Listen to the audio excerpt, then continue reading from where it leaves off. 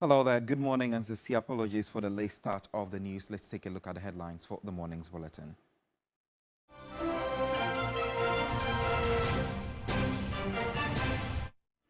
In the bulletin, political parties in Africa urge to develop transformative policies that will improve the lives of their citizens. Ghana Registered Nurses and Midwives Association demands immediate placement of some 1,000 nurses and midwives who completed training between 2021 and 2024 but are still waiting for postings. Ghana Football Association GFA approves the amendment to extend the presidential term limit for its leadership from 2 to 3 terms.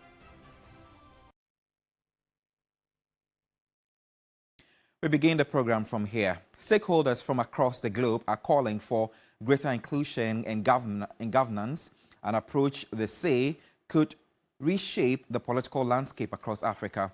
The call was made during the African Political Party Summit, which brought together representatives from over 300 countries to chart a new course for political parties on the continent. At the African Political Party Summit, political leaders and party representatives gathered to explore how African parties can renew and redefine themselves. South Africa's Special Envoy, Jeff Radebe, emphasized that Africa continues to struggle with a lack of political courage. The citizens of Africa that we serve do not eat manifestos. They cannot build their futures on political promises that dissolve after elections. They are tired of leaders who speak of unity in public but sow divisions in private. Tired of politics that consumes resources but produces no tangible change. Also present was Alejandro Moreno Cardenas, president of the Conference of Political Parties of Latin America and the Caribbean, COPAL, who said that democratic backsliding should not be encouraged. We must promote in our political parties the participation of young people and women. Public interior has created in some cases gaps that are filled by populist movement, but they do know how to exploit the needs of their peoples while they drive political fragmentation and the distraction of political parties. Vice President Nana Jane Opoku-Agyeman stressed that politics must deliver tangible outcomes. Our people do not ask us to perform politics for its own sake. They deserve politics that translates into food security, decent jobs, functional schools, accessible health care, efficient infrastructure, security, and justice. They expect us to focus not just on the next election, but more importantly, on the next generation. Our theme challenges us to rise above narrow interest. In a move to strengthen global cooperation, the International Conference of Asian Political Parties, ICAP, and COPAL signed a memorandum of understanding, signaling a commitment to shared democratic values and inclusive governance. And you can clearly see over 30 countries to chart a new path and a course for political parties on the continent over there, with Vice President Jane Nana Opoku-Agyeman addressing the people there. But away from that, we focus on other stories because the Ghana Registered Nurses and Midwives Association is raising alarm over the delay in recruiting more than 1,000 qualified nurses and midwives who completed training between 2021 and 2024 but are still awaiting for government postings.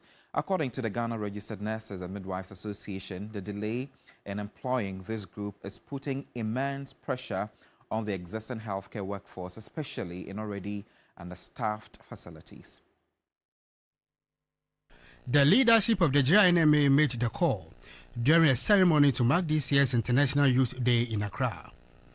The association says, while the government has made progress employing over 90,000 nurses and midwives in the past 6 years, and another 68,000 in recent times, a significant gap remains.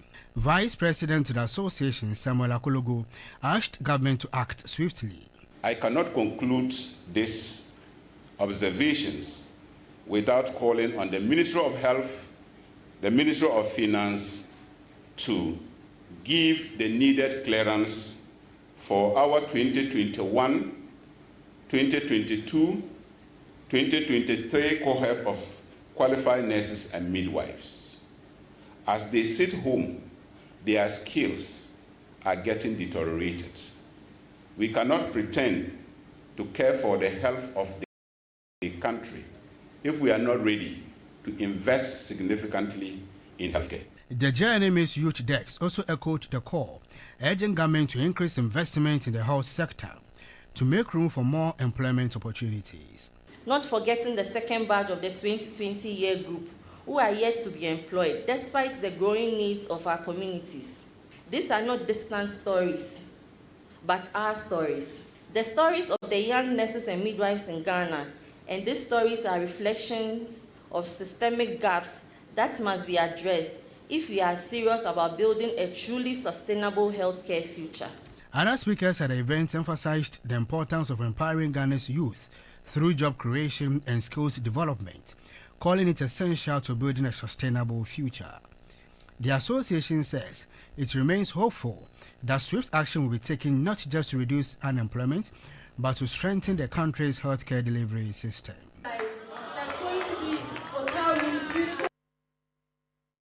The Narcotics Control Commission, NARCOC, has arrested Lincoln Okaija, the prime suspect linked to the seizure of 738 compressed parcels of suspected cannabis at Swiss Port Kotoka International Airport. Okaija was apprehended at the Aflao border while attempting to flee the country to Togo en route to France. His arrest follows days of intense surveillance and manhunt by NARCOC operatives. Authorities say the suspect played a central role in the botched smuggling attempt and will face prosecution in accordance with Ghana's narcotics law. The Commission appreciates all who assisted and continue to support NARCOC and its operations against illicit drug trafficking.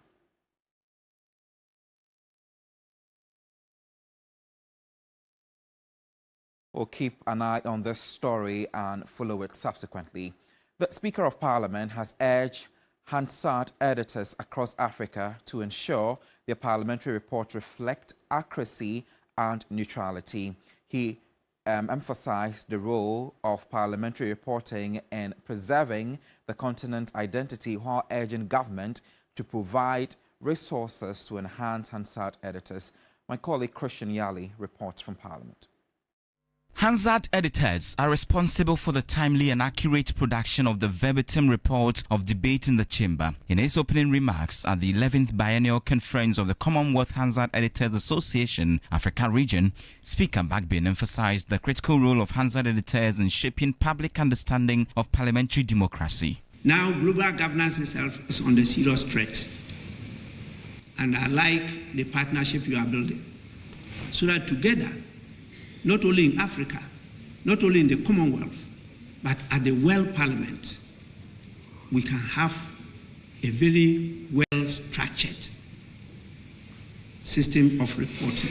We will try as much as possible to put at your disposal the digital tools to enhance your work, to report accurately. He called on African governments to recognize and respect Hansard Department in their legislative assemblies. I would therefore want to take this opportunity to urge all governments and parliaments across Africa to provide the resources, recognition, and respect that our Hansard departments truly deserve. Proposals were made that Hansard editors and workers are allowed to join all trips and official visits of parliamentary leadership outside their respective jurisdictions, so that their work are not restricted to only the confines of the chambers in which they report from. You don't just record proceedings in Parliament, nor committee hearings and committee proceedings. International programs that parliamentarians attend, including that of the Speaker, must also be properly recorded, and you must be present and must be part of the budget. contemporaneous to the processes happening in Parliament, the relevant institutions, if it is possible that we set up our recording systems, the Hansard department, so that even as proceedings are going on, even as debates are going on, that institutions relevant to what is happening get notified so that they can be interested. The 5-day conference will propose a framework for embracing technology and innovation for enhanced parliamentary reporting. Christian Yale, TV3 News. The National Communications Authority, NCA, has suspended the operations of 9 radio stations across the country, including 3 Wuntumi FM stations in Kumasi and Takrade for various infractions. In a statement dated August 12, the NCA said the move follows the end of a 30-day grace period granted by President John Dramani Mahama for defaulting stations to rectify violations and broadcasting regulations. While some acted within the amnesty period, others failed to address key breaches such as unauthorized use of studio to transmitter link frequencies and operating from unapproved transmitter sites. The regulator says these stations were operating without a valid certificate of compliance, contrary to Regulation 54 of the Electronic Communications Regulations 2011 Legislative Instrument 1991.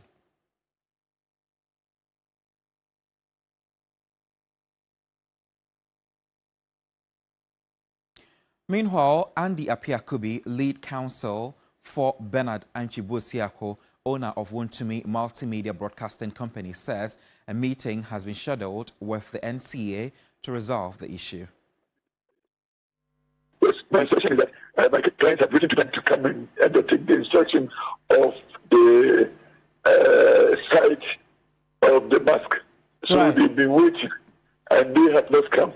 And the understanding of NCA as we received the communication is that we have not complied with the directive in respect of the development of the mosque. Right. But we are saying that we have finished. It is left for them to come and inspect. So tomorrow we are filing a response to their communication, explaining our position and hoping that the engagement will bring some finality to the impasse. Economist and statesman Kwame Pianim has pointed to what he calls bad procurement policies as the primary reason for the persistent losses at the Electricity Company of Ghana, which is the ECG. He urges that rather than tackling the fundamental issue of inefficiency, the government is resorting to stopgap measures that fail to address the root cause of the problem. When I started life in Ghana, energy, petroleum, was contributing about 9–10% of government revenue. Now, we've reduced the tax on petrol to such an extent that we are now subsidizing it. ECG is electricity.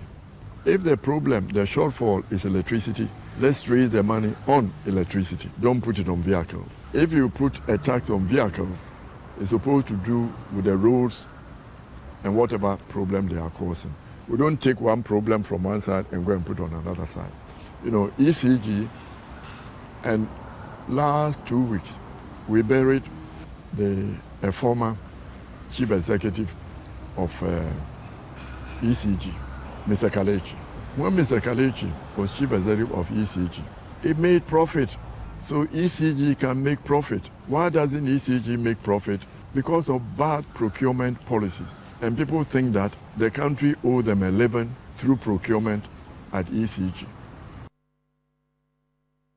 The Ghana Football Association has taken a significant step by approving a constitutional amendment to extend the term limits for its president from 2 to 3 terms during its 31st Ordinary Congress held at Pram.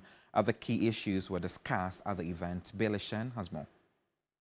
At the 31st GFA Congress held at the Ghana Soccer Center in Pram, a number of key decisions were made. Top of the agenda was the presidential term limit for the GFA president. Now, it was agreed by voting that will be extended from 2 terms to 3 terms. 114 said yes, 6 said no, and 3 said they would not participate in the voting process at all. Now, when Keto Kraku was asked whether he would vie for the presidency again after his 2nd term ends, this is what he said.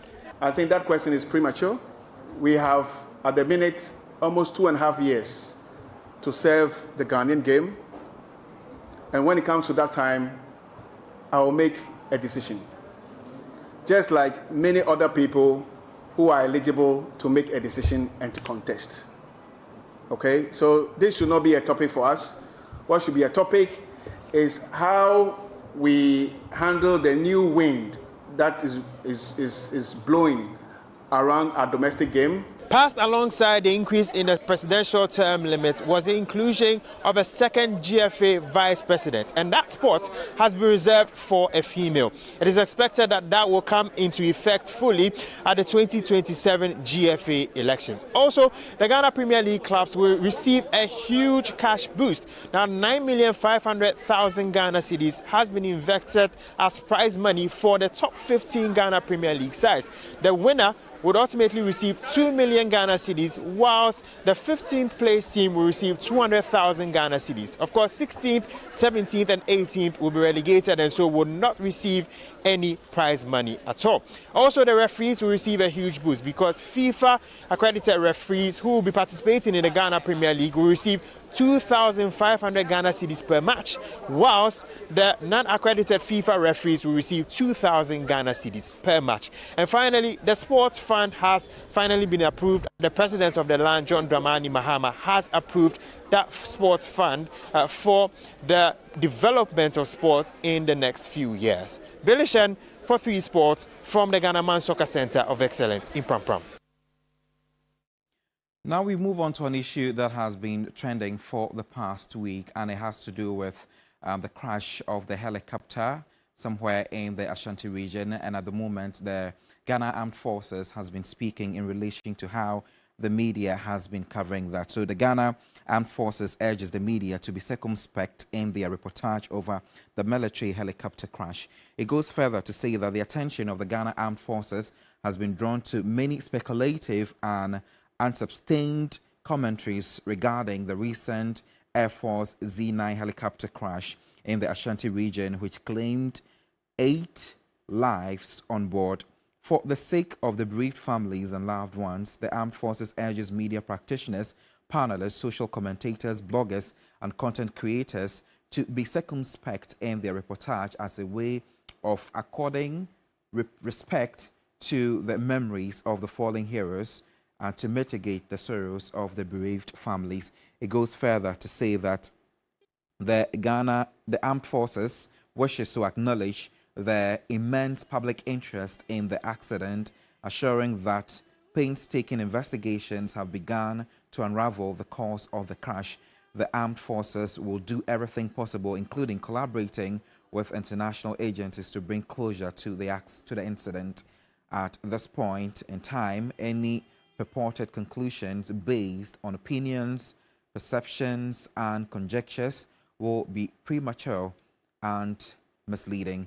The public is therefore advised to be wary of such reportage. The Ghana Armed Forces is grateful to the government, institutions, and many individuals for their support. It concludes by saying that once again, the Ministry of Defense, the Military High Command, and the entire Ghana Armed Forces extends its condolences to the bereaved families. May the souls of our patriots continue to rest in peace. And this was signed by V.A. Ahen, who is Captain, Ghana Navy, and Acting Director, General Public Relations. And that's how we bring an end to the bulletin this morning. My name is Godwin Asidwa. For more news updates, kindly log on to TV3news.com. I'll see you soon.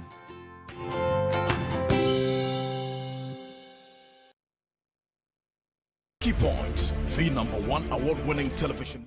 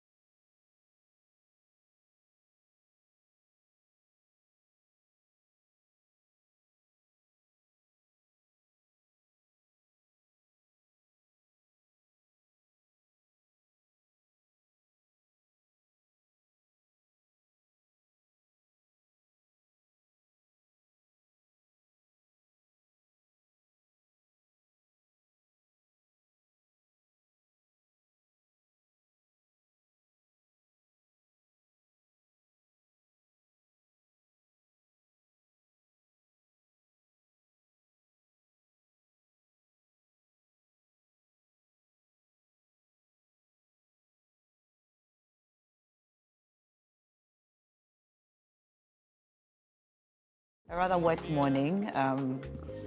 It's a solemn one too, because today marks exactly 1 week since that August 6th crash that took the entire nation by surprise, and we have been grieving since. On this day, exactly a week ago, 8 Ghanaian men left home. I'm sure told their families they were going to go and come back. But late in the day, we heard very terrible news about a helicopter crash, which claimed all of their lives. And a week on, we still mourn with the families. And all of us, all Ghanaians as a whole. Roland, how are you doing? I'm well.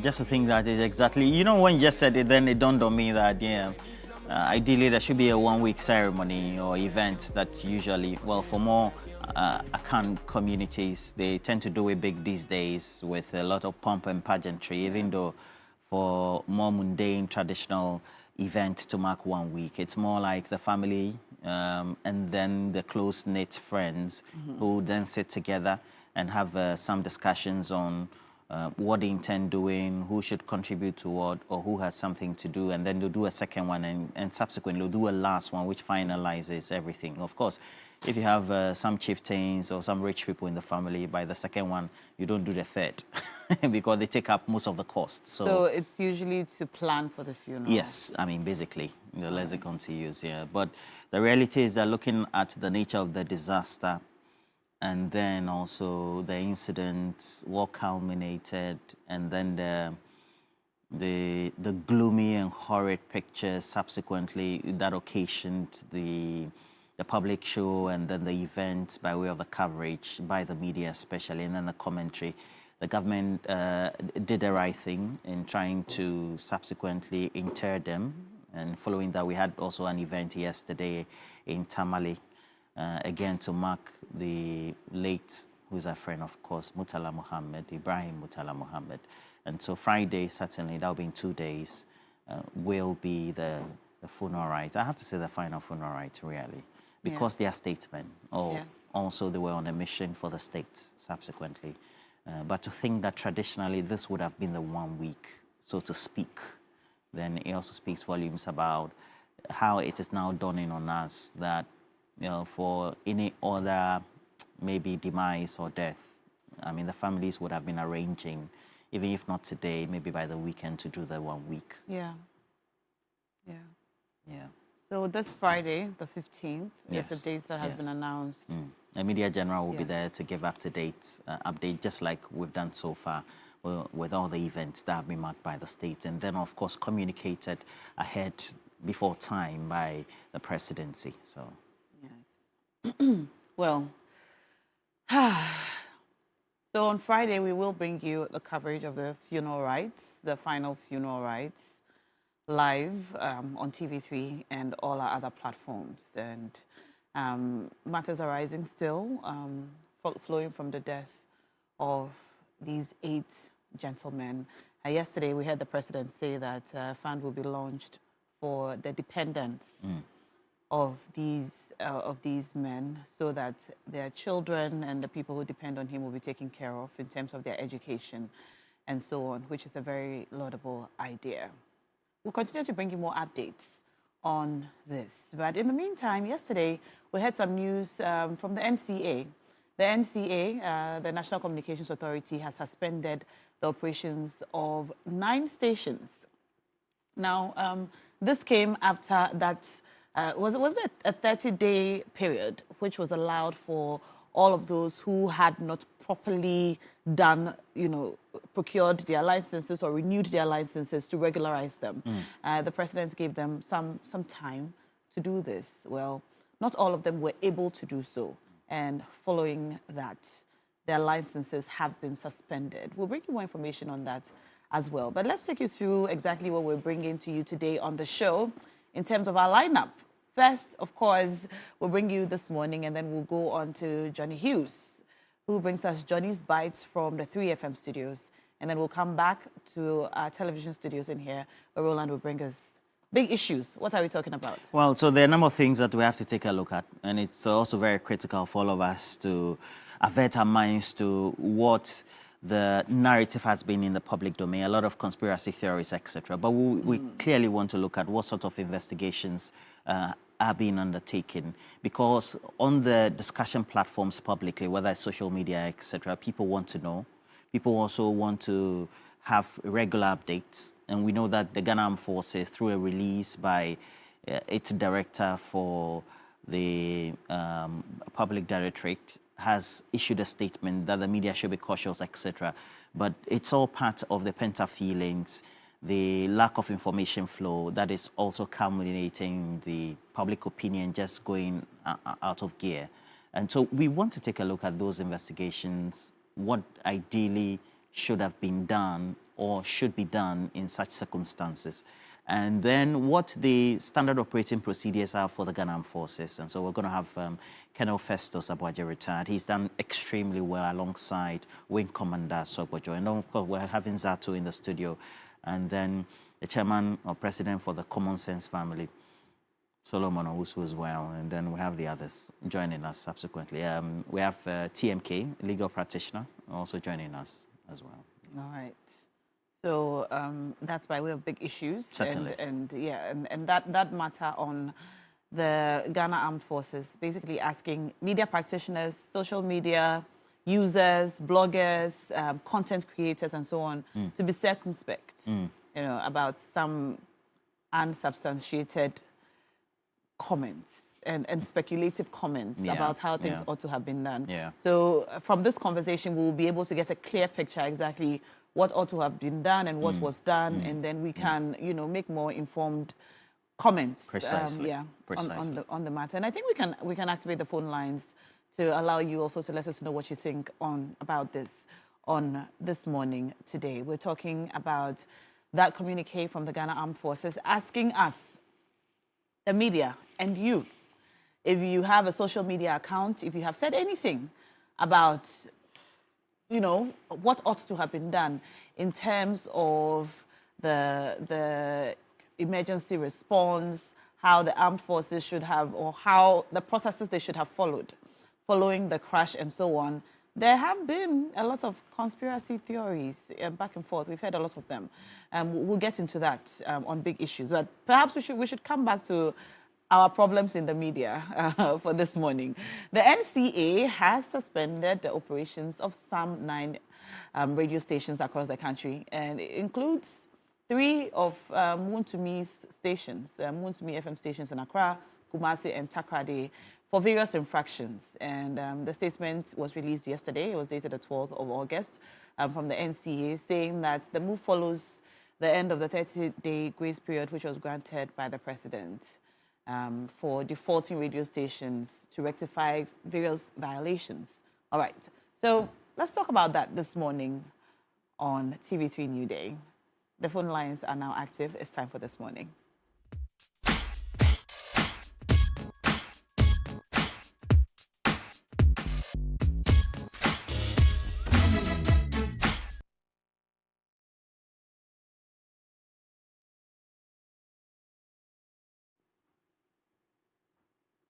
And by the way, you can also win big on the show this morning, as always, with cash out. Dial star 439 hash, select option 2 for TV3 and win big. All right? Dial star 439 hash, select option 2 and win on cash out. I'll let you know exactly how much we're giving you today and whether we have some bonuses or not.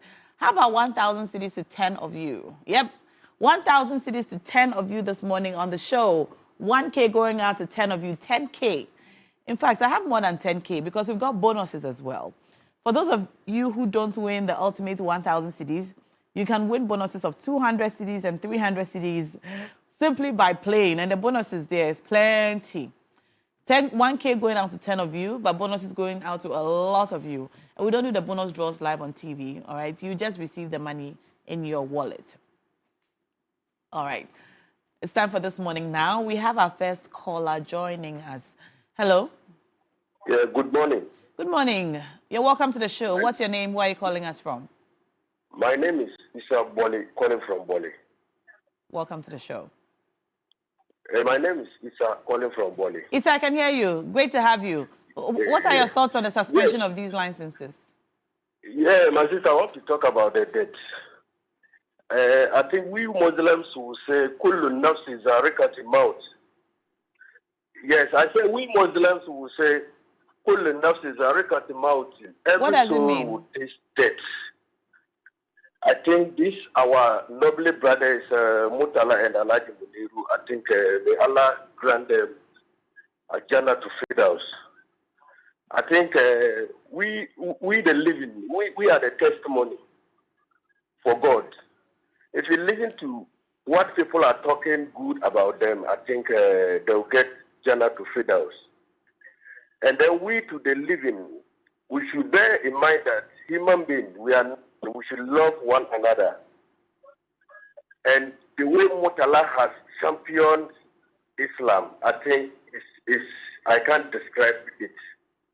He was behaving like he was a sheikh, a scholar. And I think the life is not long, it's short. And then the funeral to see how Muslim is, everything is simple. I think the world is nothing. That is the message. May Allah grant them Jannah to Firdaus. Amen. May Allah forgive their sins. May Allah forgive them. I think it's sad. It's sad as a Muslim brother. The way this guy always stood on Parliament, quoting Quran. I think these are our brothers that are educated. I don't see them doing this, apart from this guy, Mutala. They don't behave as if they are Muslims. It's not only prayers. It's about actions, prayers. You know, telling the people that this is good, this is good. I mean, when the kids are watching television and they see that a member of parliament or a minister is quoting Quran, I think they will see that this is a good thing. I think it's sad for us, and we the Muslims, I think we've lost greatly. We've lost a lot. May Allah grant them good peace. Thank you, my sister. Thank you so much for the call. We appreciate it. You can also call us. The phone number is on the screen. We're talking about the suspension of the licenses of some 9 radio stations, including 3 of Wuntumi FM's stations in Accra, Kumasi, and Takrade for, various infractions. They were given an opportunity, I beg your pardon, to rectify some violations of broadcasting regulations. They were given 30 days. They've not been able to do so, and so their licenses have been suspended. We got this information yesterday. This announcement was made from the NCA, and following that, we received a lot of commentary from various people saying various things. The stations which have been affected include Don Plus Media Limited, Dreams Ghana Media Limited, Jam Multimedia Limited, Jewel Group Limited, Bandai Star Community Radio, Unique Gateway Communication Limited, and then 3 of Wuntumi stations with frequencies 95.9, 101.3, and 101.3 in Kumasi and Takrade. We have another caller joining us now. Hello? Hello?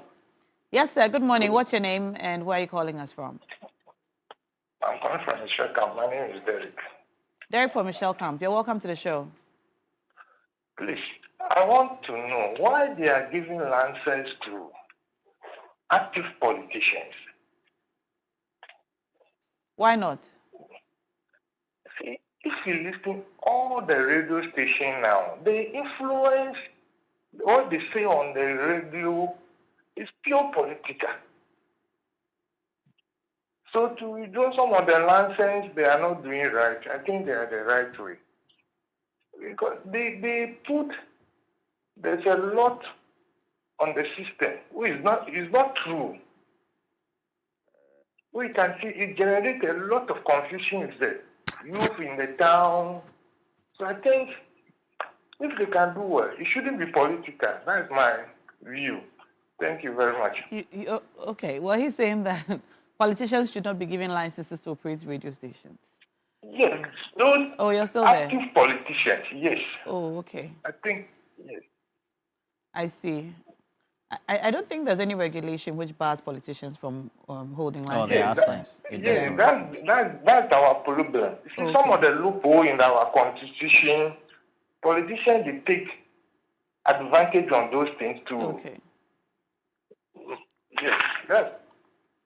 I appreciate your call. Thank you. Thank you so much. Expressing a concern there. Do we have any comments? Well, we have a couple of comments. This one is coming from Osei Boateng, who says that the problem with Ghana is that when one regime comes, you find that radio stations affiliated to parties or individuals will be closed down. Remember Radio Gold closed down? And that was, between the periods 2017 and 2024. And so the same things are being done, even though they are assigned reasons. You could see clearly that these are politically motivated. We should learn lessons from these. We say we have free speech, but sometimes you listen to some of the radio stations and then the utterances of individuals communicating for their parties just do not only pollute the moral fiber of a country, but also set very bad examples. Just look at what is being said about the current helicopter crash with individuals going live on TikTok and other social media platforms, wishing the president was dead, or even Sami Jemfi, for example. Yet you have their leaders in the various political parties not cautioning their followers to be very decorous in their utterances. Very important there. All right, we have another caller joining us now. Hello? Hello, good morning, Ma. Good morning, sir. What's your name and where are you calling us from? I'm calling you all the way from Upper West Region. Wow. Good morning and welcome. Greetings to everybody watching us from WA. We know we have a lot of viewers in WA. We send our love this morning to you. It's not easy. We are taking the whole of Upper West Region. Lovely, lovely, lovely. Yeah. All right. My name is Easy 24 Hours. We wish our government a very good life in the matter for that, because it is not easy to die for your duty. This is a perfect. This is a perfect. Then let me say good morning to the Wala. You're going to 24 hours. And now the issue of revoking before the issue, this is not the beginning and this is not the end. You understand? After I have taken new individuals and leaders the issue, you understand? But my problem with the issue is that why are they not setting back radio stations and TV stations that in TV states that people to be talking to us? You are aware. You are having TV stations in this country every day. They will do 20 minutes and 20 minutes and now radio stations are still in TV stations are still the place. You are having TV stations telling people that they keep on. They will do money for their government. They will still arrest them. Why the NCA is not attacking those people? These are people who are spoken next to this country. All killing people in this country is about this people. It's about this people. So I'm begging from them that they should do something about this issue. I am having problems to let me to TV station or radio station down. I don't have any problem. But these people are killing people problems today. And these are country. And you know what I said about this? If I said I will not have TV stations, you will not take for quality in often. You understand? So you want the NCA to keep this issue for us. So we don't have problem. But let me say good morning to Elijah Jackson and move about it. Thank you. All right. Thank you so much. Thank you. We appreciate your call. You can also call us. And special greetings to all of you watching us from WA this morning. We get a lot of your messages as well. Keep them coming in and keep the calls coming in as well. We appreciate you. All right. We have more comments. Well, we have a couple of comments coming through. And this one from Kalniado, who says that there's a vigil that is slated for the 14th of August. And it's being organized by the National Union of Ghana Students to commemorate the passing of the 8th in that crash. And it's going to be at 5:30 p.m., the 14th of August. And today is the 13th, so that certainly is tomorrow. The venue is going to be the University of Ghana Gate All right, so just in case you're interested, make sure you make your way there. Prince Henry Kofodia says, closing radio stations and the frequency is something I'm against, but the way we have taken this democracy we're enjoying for granted in terms of what we say on radio and television and social media, and also not renewing our licenses, is very, very bad. All right. I'm saying good morning to Alhaji Jibril of National Security in the Tema Enclave, as well as the Managing Director of the Tema Oil Refinery, Edmond Combat. Of death, I will fear no evil, for you art with me. Thy rod and thy staff, they comfort me. Thou prepare a table before me in the presence of my enemies. You anoint my head with oil, my cup runneth over, and surely goodness and mercy shall follow me all the days of my life. And I will dwell in the house of the Lord forever and ever. Amen. Assalamu alaikum. It's Wednesday. Welcome to Johnnie's Bite. Today is the 13th of August. Forgive me. Let me begin by saying thank you to Grand Park Clothing in Dansoman, in Kigali, and some other African countries for making my wonderful dress. And then also thank you to all of you who spend time to watch Johnnie's Bite, who share the content. Bishop Matthias, good morning to you.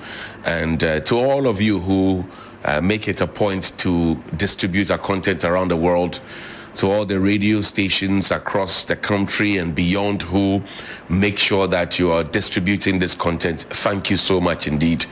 We are partners together for national development, and I don't take your partnership for granted at all.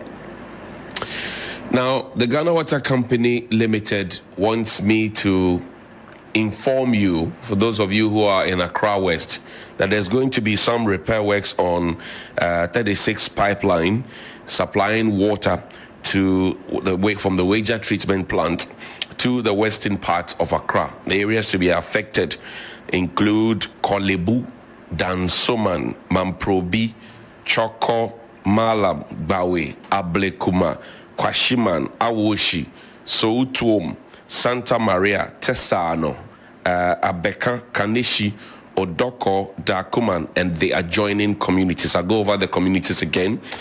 Kolebu, Dansoman, Mamprobi, Chako, Malam, Bawe, Ablekuma, Kwashiman, Awoshi, Sotom, Santa Maria, Tesano, Abeka, Kaneshi, Odoko, Dakuman, and the adjoining communities. It will be from this morning, 6 a.m., all the way to 5 p.m. So please take note that the Ghana Water Company, Accra West, and I just got this message this morning. So, Solis, good morning to you. Now, yesterday at the final adwa of my good friend, the Comrade Murtala Mohammed, the Minister for Education made a public statement that gladdened my heart. First of all, I knew that Comrade Murtala was taking care of some people or funding the education of some people.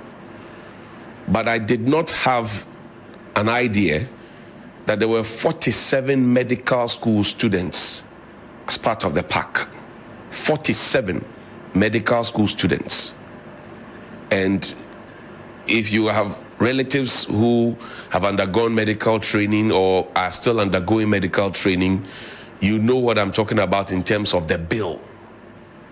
So for one man to have shouldered 47 medical students, it's remarkable. And so I'm sure you can now understand why I wept. But yesterday, the Minister for Education said, look, my brother is gone. The Honorable Haruna Idrisu, MP for Tamale South. He said, yes, my brother is gone. But for all the 47 medical school students, I will continue where my brother left off. And for me, it gladdened my heart that a legacy so strong, established, but by the will of Allah, was truncated. Another brother says, I will take on this. This week I've been talking about humanity, and I've been talking about how we can live, go back to the communal way of living as a people. So congratulations to you, Honorable Haruna Idrisu, Minister for Education, and thank you so much for not shattering the dreams and hopes of these young people who later will come and serve all of us within the health system. Thank you so much. Thank you so much. Thank you so much. Thank you. We are grateful. Now, a father connected with me, and today I'm going to read a lot of love letters to you. This is what he said. He says, "Good evening, Johnnie. Please, we need your attention." So for a moment, I thought he wanted me to stand, so I stood up.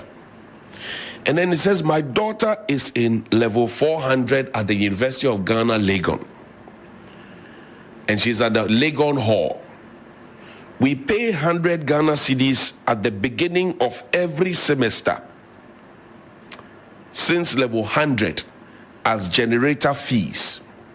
Yet, whenever there is light off, no generator is put on. They pay 100 Ghana cedis, according to this father, as generator fee every semester. But when the lights go off, no generator is turned on." And then it says, "As I chat with you now, Sabah Hall and Legon Halls are in darkness, or have been in darkness since 3 a.m. and up until now, nothing. Students of these halls have to go to other halls to charge their phones, laptops, and even ironing. You can investigate it now, and see why they are cheating us, we the parents, like that in this era. Imagine the number of students who pay 100 Ghana cedis at the beginning of every semester, and do the calculation. Please help us, voice of the voiceless." So this morning I come in peace to ask our friends at the University of Ghana, Legon, that is it true that you take 100 Ghana cedis from the students? Is it true, Legon Hall, and now he added Sabah Hall, is it true that you take 100 Ghana cedis from the children or the students to say to them that you will be giving power when the national grid goes off or the national supply goes off? And is it true that when the light goes off, the generator is not turned on? Is it true? Is it also true that the students go to other halls to go and iron, to go and charge their phones, their laptops, and other gadgets? Is it true? If these are true, what is your response, or what are your responses? And what do you intend to do about it? Do you intend to give them a refund? Because they're asking me to calculate the number of students and how much money is involved in this 100 Ghana cedis for power. I come in peace. So somebody also just sent 626 a message.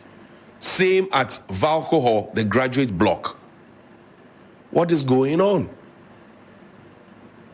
If you take people's monies to promise them to give them power, when the power goes off, give them power, because these things do not look good on our premier university.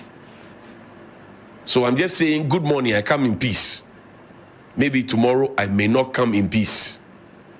So good morning. I'm just saying good morning to you. Now, yesterday I understand that the Ghana Police Service picked up 2 people. A gentleman who often comes on social media and is holding one ear as if he has an ear problem. And he'll be talking all manner of baloney.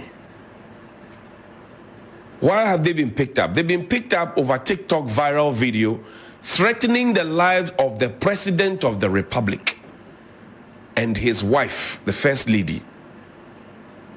In fact, the first day I heard Helen, I mentioned this to Helen, that I saw the TikTok video and I was shocked, suggesting to us how they were going to kill the president and behead the wife of the president, the First Lady. And this was on TikTok live, and they were saying all manner of things on it. Initially, when the arrest was made, you had party fanatics on social media suggesting that they just made a post about the president and they have been picked up You see misinformation and disinformation. In the last administration, we spent a lot of money under the watch of Kojo Oppong-Nkrumah. Misinformation, disinformation, to the point of suggesting that some of us as journalists, or we journalists, do not know how to do our work. I agree that some people have excesses. But we spent a lot of money on misinformation and disinformation in this country.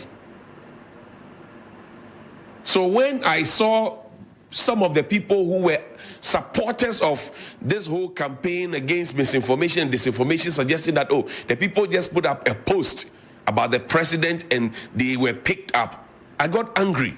I said, what is this government doing? These are the very things that we complained about. Why would you repeat them?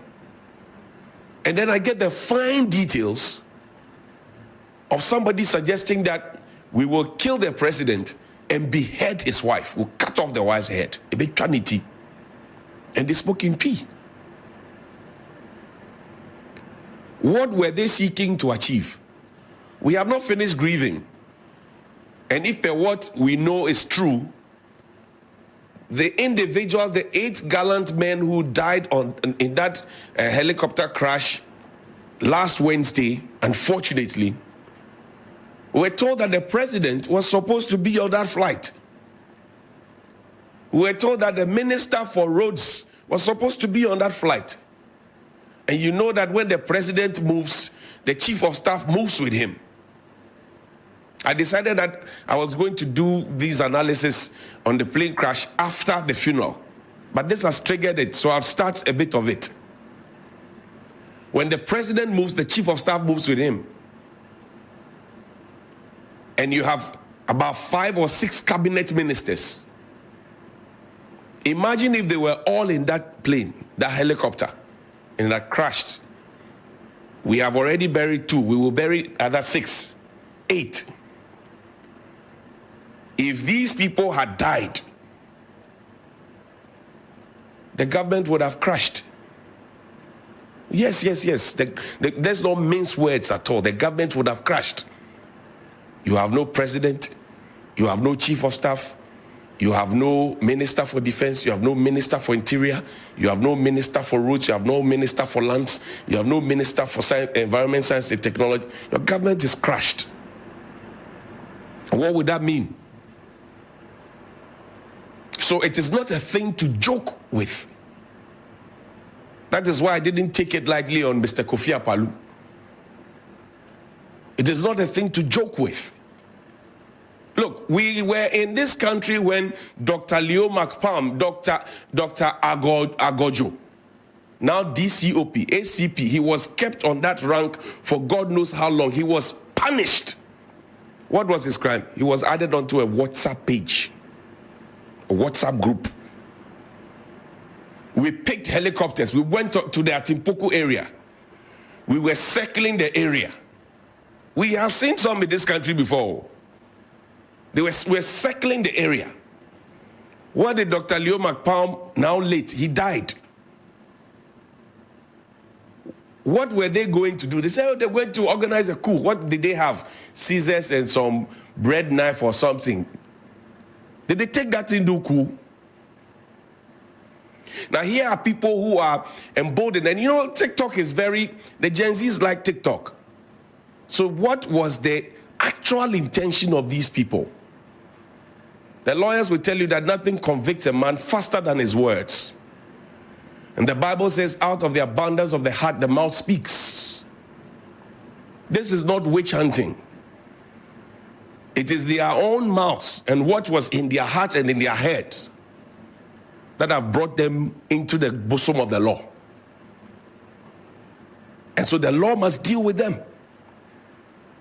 Were we not in this country when a radio presenter sat on air and spoke ill about Madam Rebecca Akufo-Addo, Mrs. Rebecca Akufo-Addo, and the state apparatus was marshaled?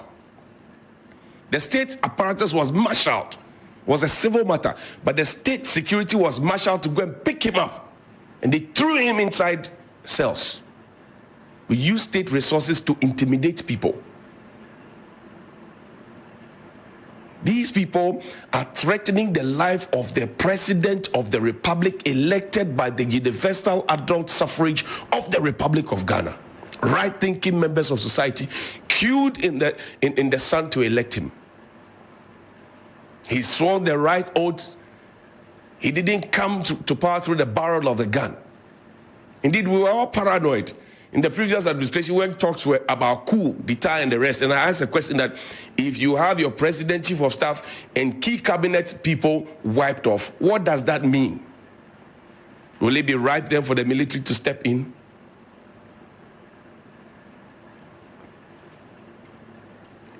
Do we suspect foul play? I'm only asking questions. I am only asking questions. So these individuals who have been picked up by the police, they must be made to talk. They must talk. They must tell us what they know. And there were a tall list of people on that live TikTok. They know themselves. I will urge the police to find all of them. They must talk. They must give us their plan. How they intend to kill the president and behead his wife. A very silly way of living. Very, very silly. And people will be misconstrued and be calling him a journalist. Such idiocy being displayed publicly. Find me the Bible quotation. Ephesians 6 verse 1 and 2 and maybe 3. And this was taught to me many, many, many years ago by 3 strong women, 2 who have departed from this earth. Mama Badu, as we called her, Mrs. Charlotte Hiagbe, and the only surviving one, Auntie Doris Papo. They taught me this in Sunday school many, many years ago, along with Flight Lieutenant Takia Boy and many others. We were taught this.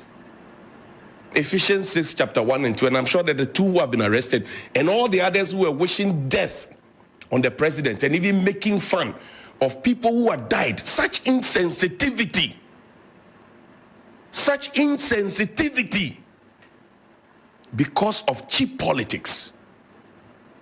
And you won't have elders in the political party call them to say, come back.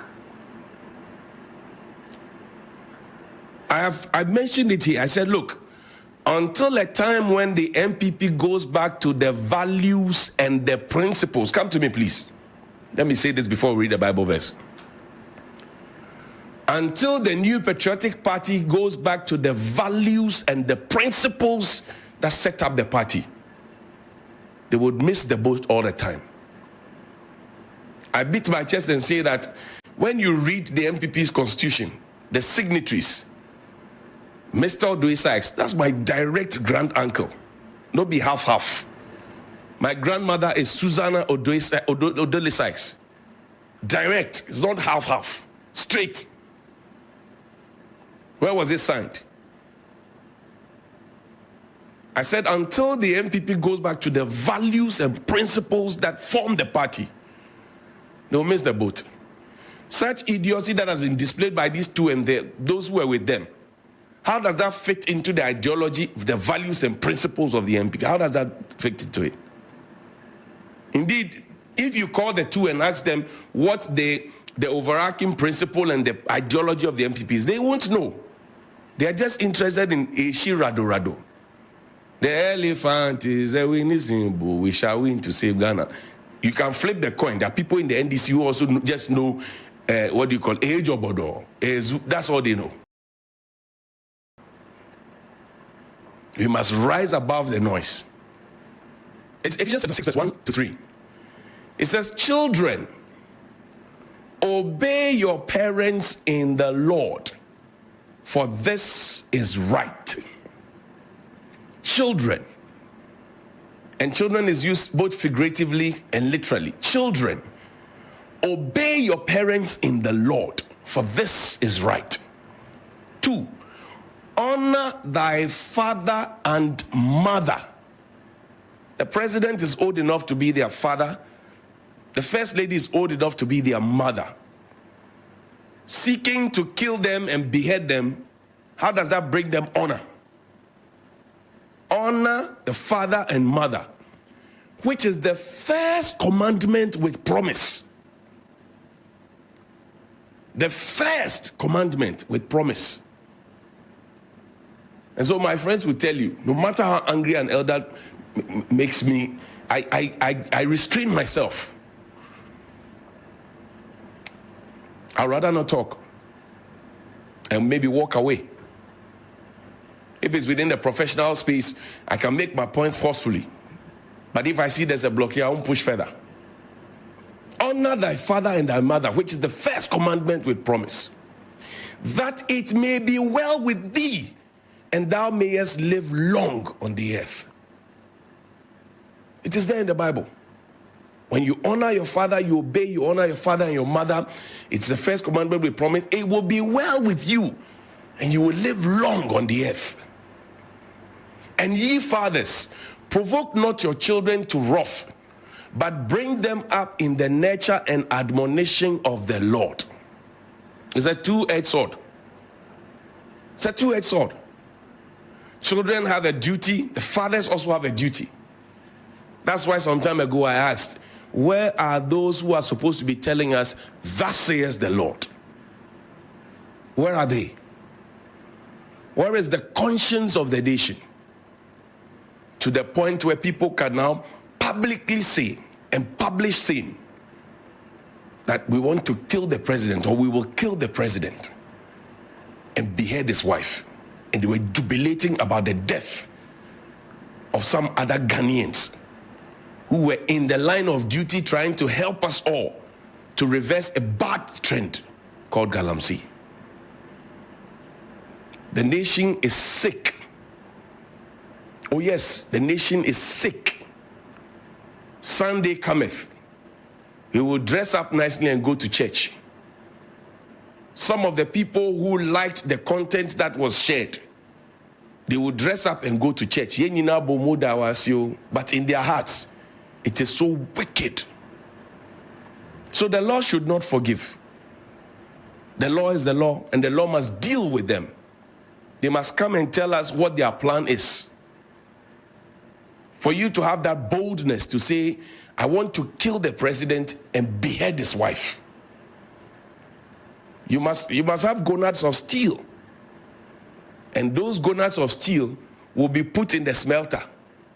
Or they ought to be put in the smelter. Let's wrap up with the NPA, please. The National Petroleum Authority. They have some information that I want to share with you. Put it up, please. The NPA notice. That's what we're wrapping up with. It is so annoying. So annoying. So annoying, so disrespectful, so dishonorable. The National Petroleum Authority says that it has come to its attention that some persons are engaged in illicit storage and marketing of petroleum products. These persons are by this public notice cautioned to comply with the regulatory requirements necessary to operate in the petroleum downstream industry. Reference is made to Section 11 of the National Petroleum Authority Act 2005, Act 691 as amended. 1. A person shall not engage in a business or commercial activity in the petroleum downstream industry unless that person has been granted a license for that purpose by the NPA board. 2. The business or commercial activities of the downstream industry in respect of crude oil, gasoline, diesel, liquefied petroleum gas, kerosene, and other dignified petroleum products include A. Importation. B. Exportation. C. Re-exportation. D. Shipment. E. Transportation. F. Processing. G. Refining. H. Storage. I. Distribution. J. Marketing. And K. Sale. Qualification for license. Section 12 of Act 691 as amended states that a license under this act may only be granted to A. Ghanaian, or B. A foreign company in a registered joint venture relationship with a Ghanaian in accordance with the Ghanaian content and Ghanaian participation requirements. Display of license. The act also states that A license issued under this act shall be conspicuously exhibited by the licensee in a prominent place on the business premises. By this notice, the MPA is cautioning all persons that failure to acquire the requisite license as required by the MPA Act will result in the locking up and or decommissioning of all illegal outlets. For further inquiries, please call 0302-550-380. That's 0302-550-380. Visit www.mpa.gov.ga, signed by the Corporate Affairs Directorate yesterday, Tuesday, August 2025. Our sermon is ended. But you see, the gentleman who has been picked up, the name he uses on social media is Fanti Comedy. He is no Fanti. I am Fanti. How Fanti? He is no Fanti. And the fact that he chooses to pick a whole tribe to put on himself and play the fool like this, he ought to be dealt with all his other conspirators. He ends my sermon. Please call me 055-924-2717 and 055-691-0154.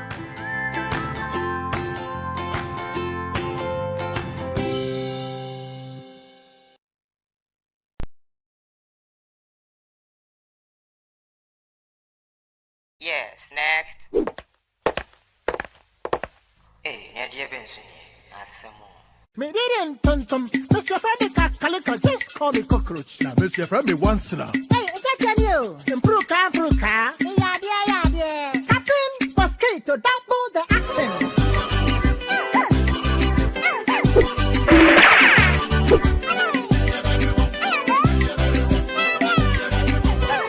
Me did this sasso spray. Mr. Freddy sasso quell. Yeah, go to my sasso.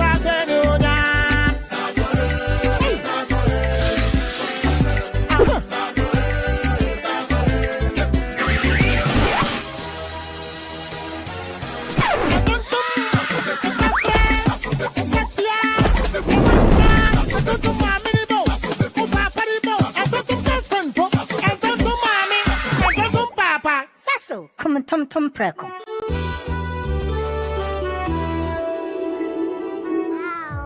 Let me see. She's never had a toothache before. There might be a cavity. Don't you use Pepsodent? We used to, but I'll try the new one. Ah, that's why. But doesn't every toothpaste give cavity protection? Not really. Pepsodent's Cavity Fighter repairs tiny invisible holes to give 10 times stronger teeth. Will you trust Pepsodent? Definitely. Pepsodent, 10 times stronger teeth. Use Pepsodent's Cavity Fighter. Ready for school? Yes! My champs, they use a lot of energy at school. I know because imagine the energy they may have used up to return home this transformed every day. Your champs need nourishment and energy. Give them the Milo Energy at breakfast, now with vitamin D that supports energy release to help their daily performance. Milo Energy.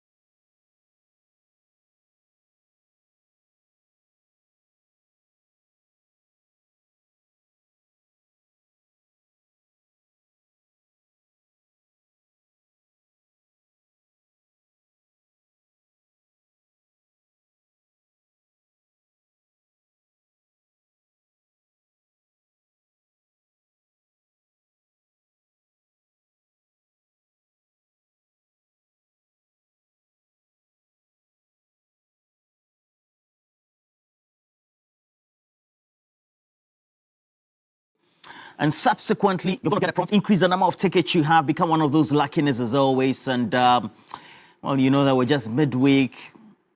And for you to be able to mourn with us, buy those beautiful natural flowers, organic.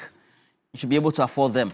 But you only will be in a position to afford them, actually more of them, including with your colleagues, members who want to commiserate with the presidency and the entire people of Ghana for the demise of our own compatriot, the 8th, a week ago, or exactly a week ago today, by increasing the number of tickets you have. So as always, please make sure you are in a position to do that. Yesterday, the final funeral rites were convened or held in Tamale for Murtala Muhammad. Ibrahim Murtala Muhammad just a week ago was, I think, an hour a week ago up to now, was getting ready to give us some messages as part of his great contribution interactions with some of us, as he usually would do.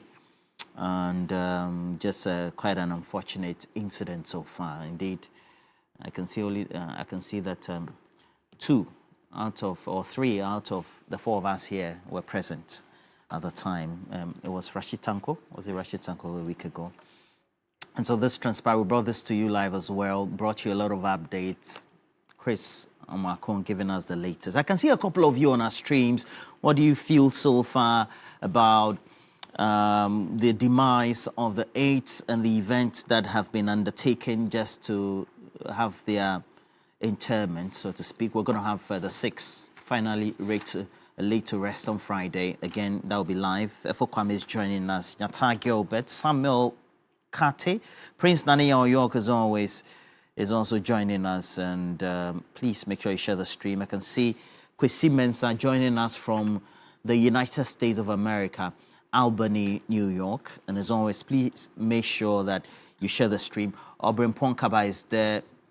And as always, we're going to have Zilis Dwayne, Charles Thompson, all of them join us. Please share the stream. Let's have some great conversations. And today, we want to bring into sharp focus the realities that are confronting us and get to look at, questions that are being asked, as we know that already investigations we're told are underway about, all the things that need to be done right for those investigations to come to some conclusion. Because, just this morning, Johnnie pointedly was asking the question critically that the president was supposed to have been at that event a week ago. If he was there, then we didn't have replacements. Let's say we had Rose Minister, Interior, everybody else in there. I mean, that's the fulcrum of the government in itself. What really were the implications in that? And Hamza yesterday was here very furious, indicting the Ghana forces as well. They've swiftly also been rebutting, and so we'll tell you what the main issues are. But let me just introduce our guests for the morning. And we have Zato, Dr. Zato, good morning. Good morning. How are you? Yeah. And then TK, and lawyer TK Jimaga is here. Good morning to you as well. Good morning. And then the president of the Common Sense family. He's also an entrepreneur, and also with the Movement for Change, but regular commentator on political issues, policy, etc., governance right here. Solomon, also good morning to you as well. Good morning, Roland. Thank you for joining us, having the courage to be able to, all of you indeed, come here, because it's always not only a delight, but very educated to have all of you. Zilis Dwayne is watching us from the UK as well. Please make sure you share. Bruce Foko, I see you. Evelyn Chebafo, you are with the Bekwai Senior High School. I wish you a great morning. Dr.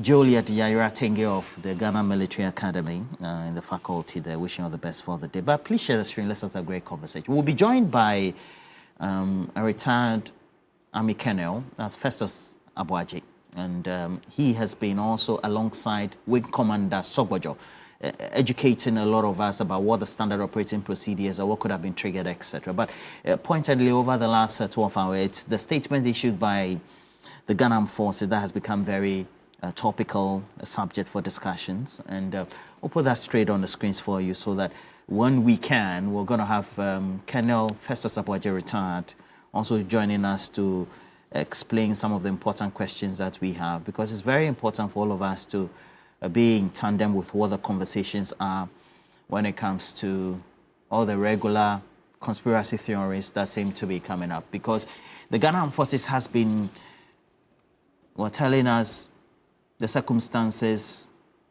that might have occurred, the crash, the actions they undertook, but again cautioning the media to be circumspect in the type of reportage that we tend to undertake and the type of commentary we should allow and not allow, so that everything is in a proper spectrum. But since then, we've had a lot of things on social media. We have had TikTokers even saying that they would have wished that the president died, Sami Jemfie, etc. I don't know why, political stakeholders would allow their members to be going on that spree, but it's always something that has permeated our landscape. And the Ghana Armed Forces says that it has come to its attention. The Ghana Armed Forces says that it has come to its attention when it comes to a number of action that needs to be taken, because according to them, the media should be circumspect in the type of reportage that's undertaken, because they say that for the sake of the bereaved families and loved ones, the armed forces urge media practitioners, panelists, social media commentators, bloggers, and content creators to be circumspect in their reportage as a way of according respect to the memories of the fallen heroes, etc. But it's pointedly also the questions that are being asked about whether visibly, from our observation as a public, the deployment of those procedures for rescue, etc., of finding the missing helicopter on the radar was right, met public expectation. That's very critical in all the things we have to do. Very sad period. But so we have the questions being asked. Colonel Festus Abwaje retired. His work with the UN, apart from just leaving the Ghana Armed Forces, also contributed to academia, public discourse in such vexed matters. And good morning, you've joined us on the line. Good morning to you. Good morning, Roland. Thanks for having me. Great. And straight away, we'll just get to the questions that have been raised across the public space on the narrative, whether the standard operating procedures, so-called, triggered by the Ghana Armed Forces on the day in relation to this disaster or crash were right, because clearly the public and those who tend to observe governance, the public space, etc., are just not happy. What's your own opinion on that? What can you share?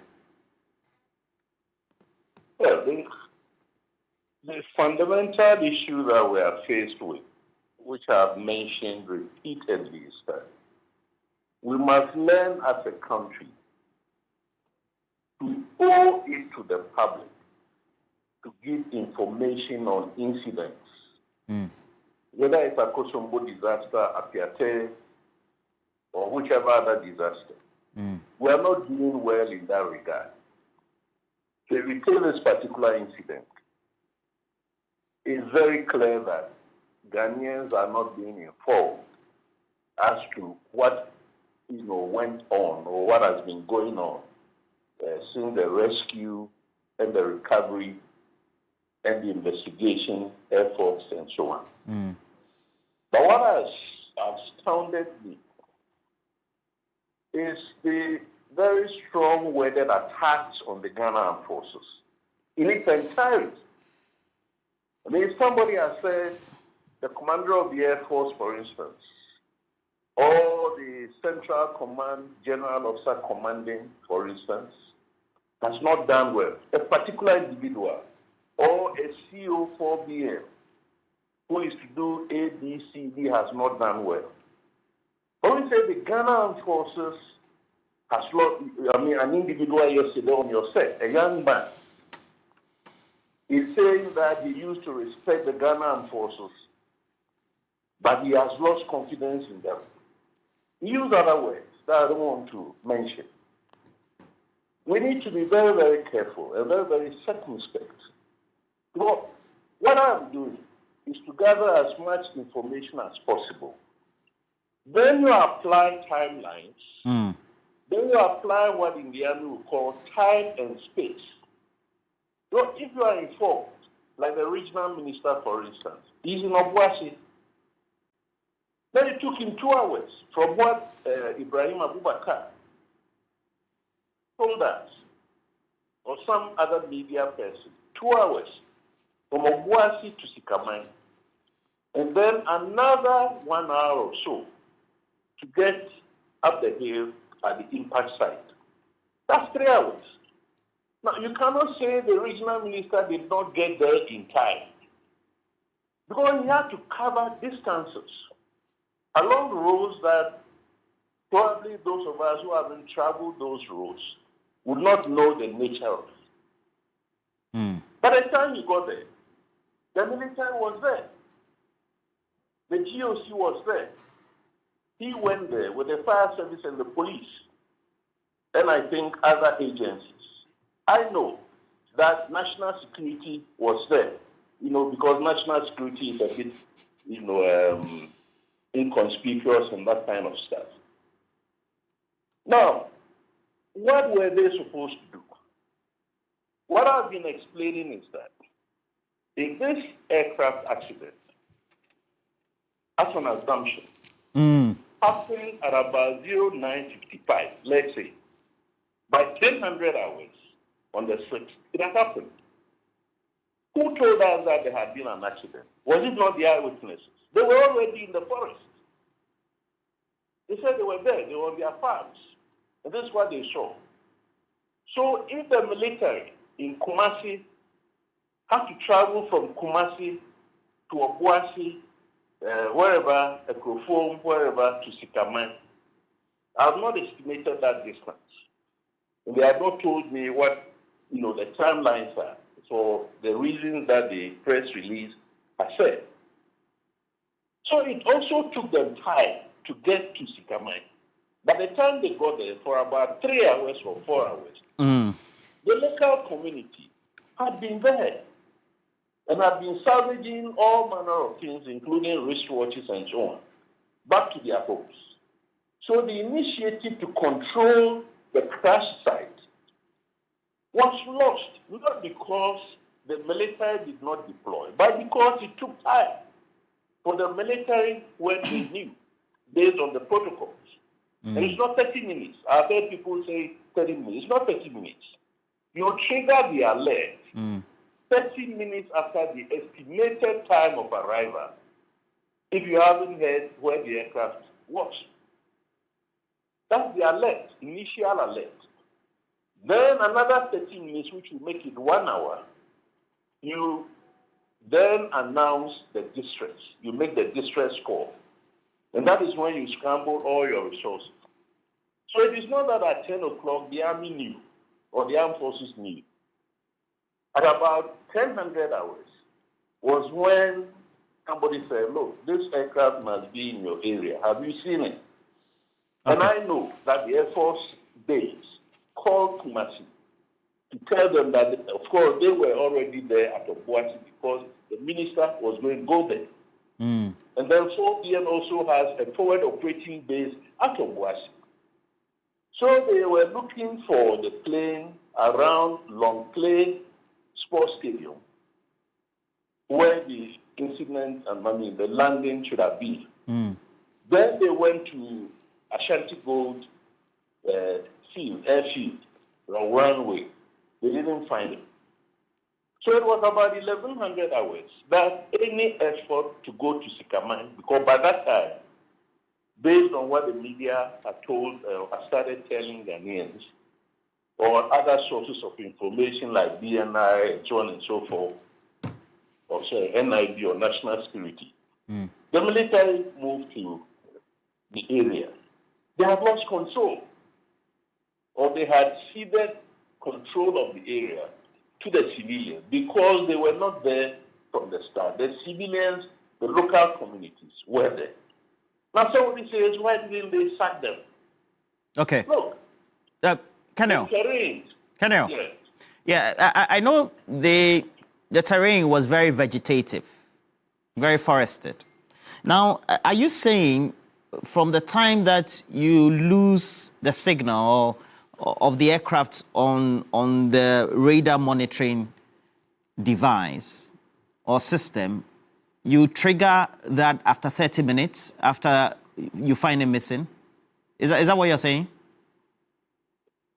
30 minutes after the estimated time of arrival. Okay. So it's an alert. Okay. So if it's not a distress call.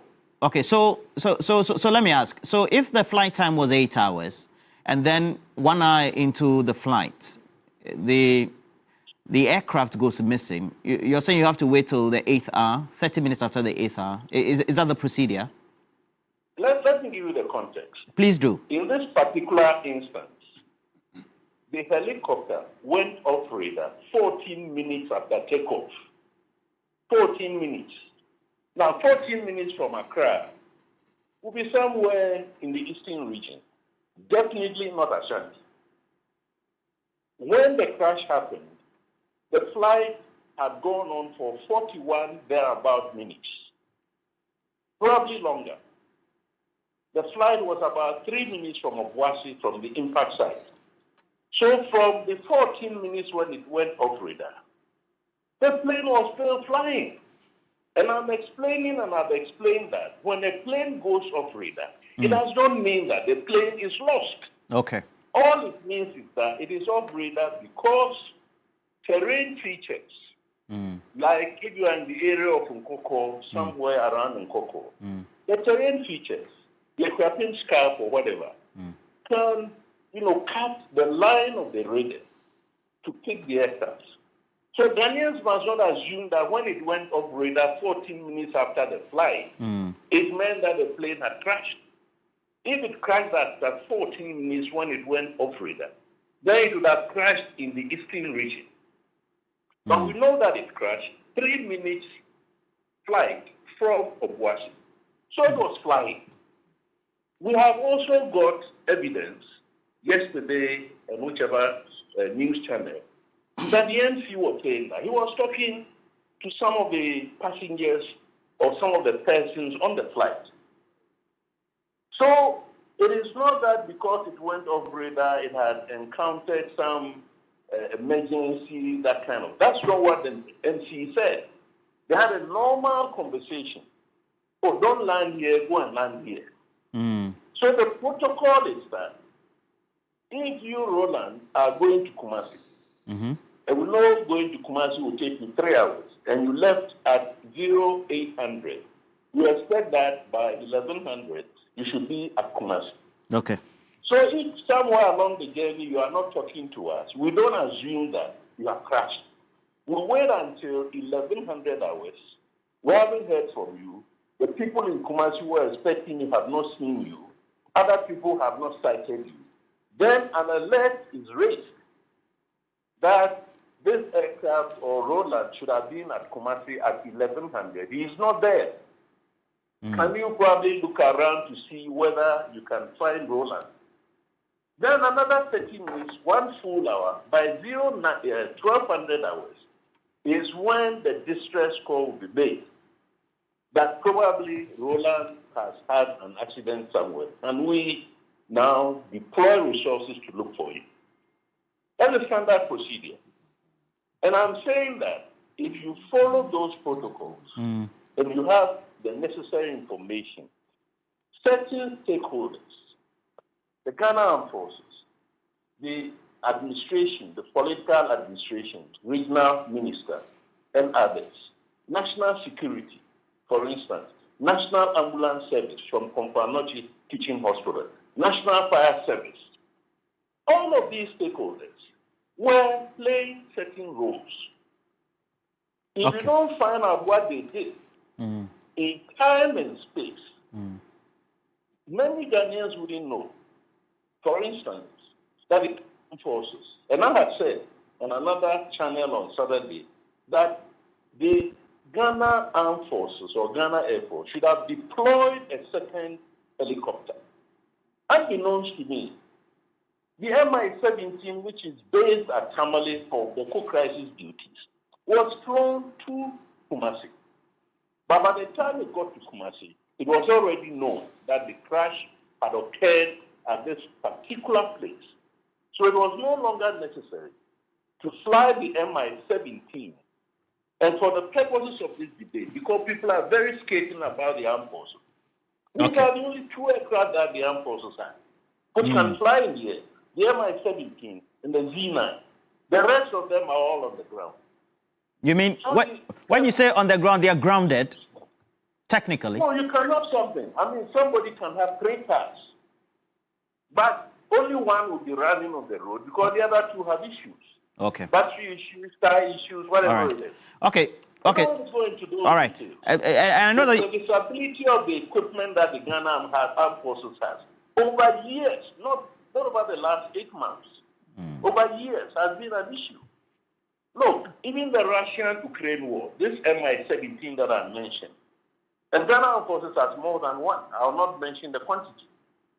Finding spare parts for the Russian-made Mi-17 is an issue because the war broke out between Russia and Ukraine. America imposed sanctions and said any one of you who are not Russians who collaborate with Russia in any way will suffer consequences. So Ghana cannot go to Russia and buy parts for the planes that we have. Those are issues that, none of us knows. So I'm trying to suggest that before people open their mouths, like yesterday, on the set where you are, and blatantly, a young man blatantly accusing the armed forces, saying that he has lost confidence in them. They are no good. You must be very, very careful.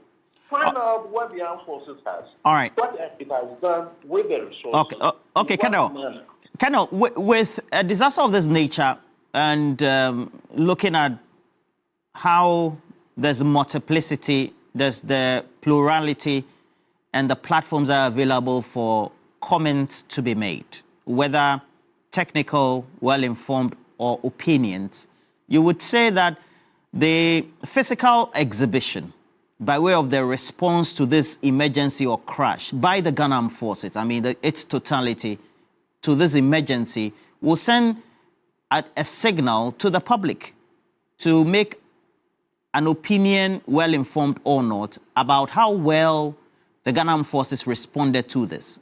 That is right, right? It is right.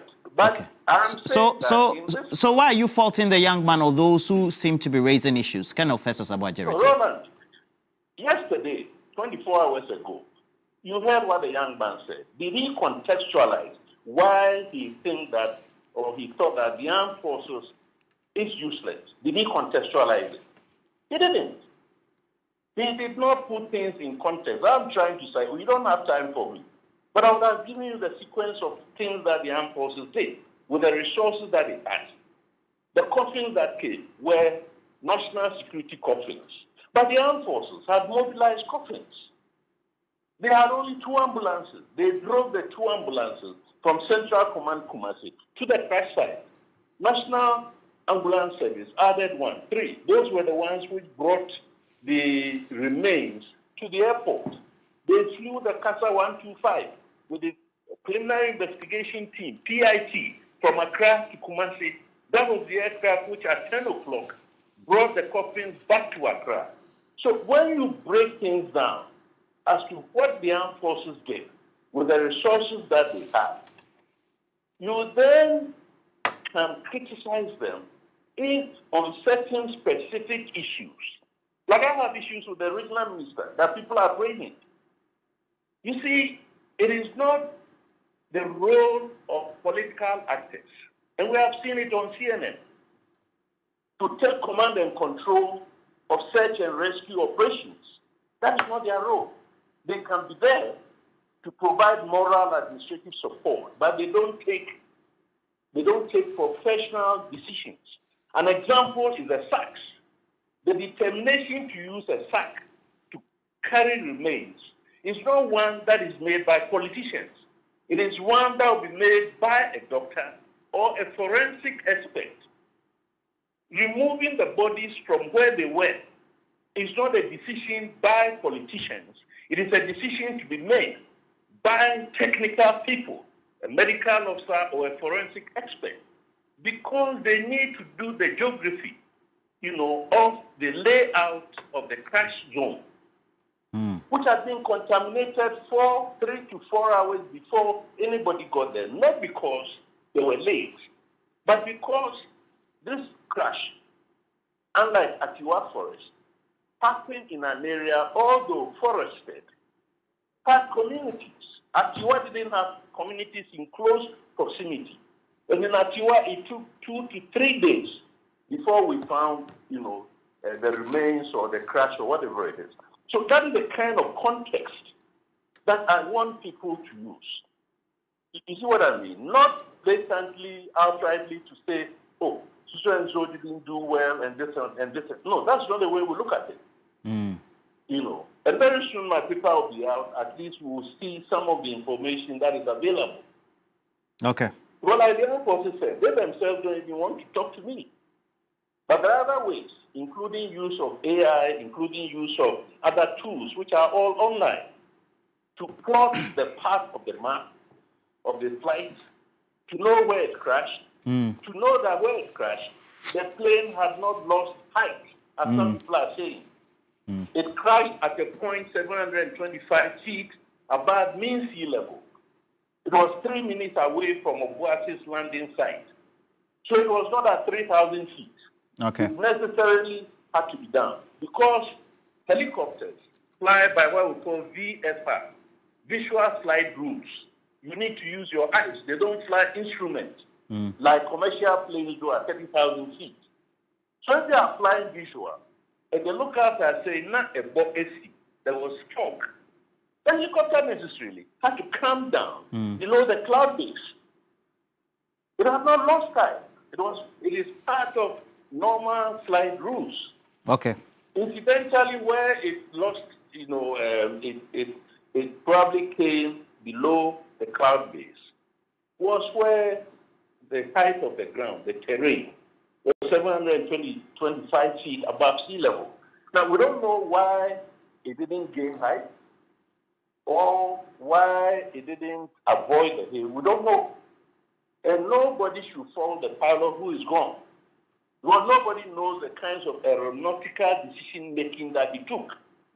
And I'm explaining that when a flight takes off, but when the task order is given by the Air Force, all the other decisions that the MC is saying that, yesterday we told him by conversation, we told somebody on the flight that, don't land here, go and land here.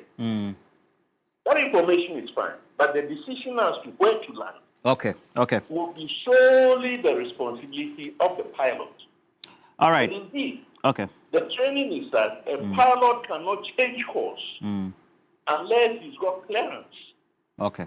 For Now, those who task him. Yeah, but this was during an emergency. So even though that's a standard operating procedure, it also means that there's a human element of decision making, and that discretion at the time would have been with the pilot. But critically, but critically also, the Ashanti Regional Minister though is a medical doctor by profession, and so just to put that into perspective. Yeah, Roland. Okay, so you can be a medical officer, but you are not part of the search and rescue, search and recovery team. You are not. I do understand. I just wanted to put that as a perspective. Let me end here, please. In the armed forces, we are told that if you are a general, you are at the battlefield or on the battlefield, but don't go to where the corporals are at the front and be directing where section commanders, the corporals must be fighting. So the fact that you are a medical officer and you are on site does not mean that you are part of the decision making. You are not. If you take an accident victim to emergency wards, no matter who you are, you remain outside of the emergency room. And then the normal procedures will be done by. He's a medical officer, but is he a forensic expert? Does he know that bodies and parts must be where they are? Until, if anything at all, under the circumstance, you have marked where they are as people do when there is traffic accident. In order not to block traffic, they take stones and mark the road where the two vehicles or whatever were. Then they move the vehicles aside. All right. That is part of the forensic practice. Okay. So you have not determined where the bodies were. You have not marked them. You have not photographed them. And for whatever reason you say we must get the bodies away from the crash site, That is not your decision. Yes, you're a medical officer, but it's not your decision. It's not your call. All right. As we say. He did well. But I don't want us to think that he also didn't make mistakes. All right. In the same way that the armed forces have done well, but they may have made a couple of mistakes. Okay. But we don't lump the whole armed forces together. I'm particular about the young man who spoke on your set yesterday. Can you get him back to try and break down what is things that the armed forces did did not do? That caused him to say that the armed Can Festus Abwaje return? Can Festus Abwaje? Hamza might have made the comment based on his opinion, but he's not the only one who has made those comments in terms of the armed forces of Ghana, their response and deployment of what their SOPs are in response to this crash. Based on your own assessment, how will you rate the armed forces response on a scale of 1 to 10 or 0 to 10? Roland. Yes, sir. This is not the way. It's not the way we must approach it. All right. Thank you very much, sir. In fact, that kind of determination must be made after the report is out. So the report will have access to more information than any one of us, including electronic data that is available on the anti-crash recorder. And by the way, the helicopter does not have black box. You see what I mean? It has an anti-crash recorder, this particular version. The data on the anti-crash recorder will tell us some of the reasons why the accident happened. All right. It does not have terrain warning device that could have warned the helicopter that you are approaching terrain, a hill, a tree. It doesn't have. All it right. does not have a satellite tracker. So we didn't know where the plane was until somebody found it. If it had a satellite tracker, it would have sent beams out, signals, to a satellite and then picked up within the international aviation system for Ghana to be told that this is where the plane is. Go and look for it there. Okay, thank you. So this is the broader conversation that we must have. Okay, sir. You see what I mean? All and right. we must wait until the report is out. At this time, you cannot fault anybody. You must not just lump institutions together. Okay. You shouldn't do that. All right, sir. And you, I'm sure because you watched and cited the young man yesterday, I was clearly in defense of the Ghana Armed Forces that we shouldn't throw away the baby with the bathwater. But clearly, the actions also are subject to some level of public scrutiny by the very people they serve, the people of the Republic of Ghana. And so, thank you. Thank you very much. Can you invite him back to your set and then let him explain what information he has or he had, which led him, the analysis of which led him to say that the armed forces is useless. Can you please bring him back? It's very, very important.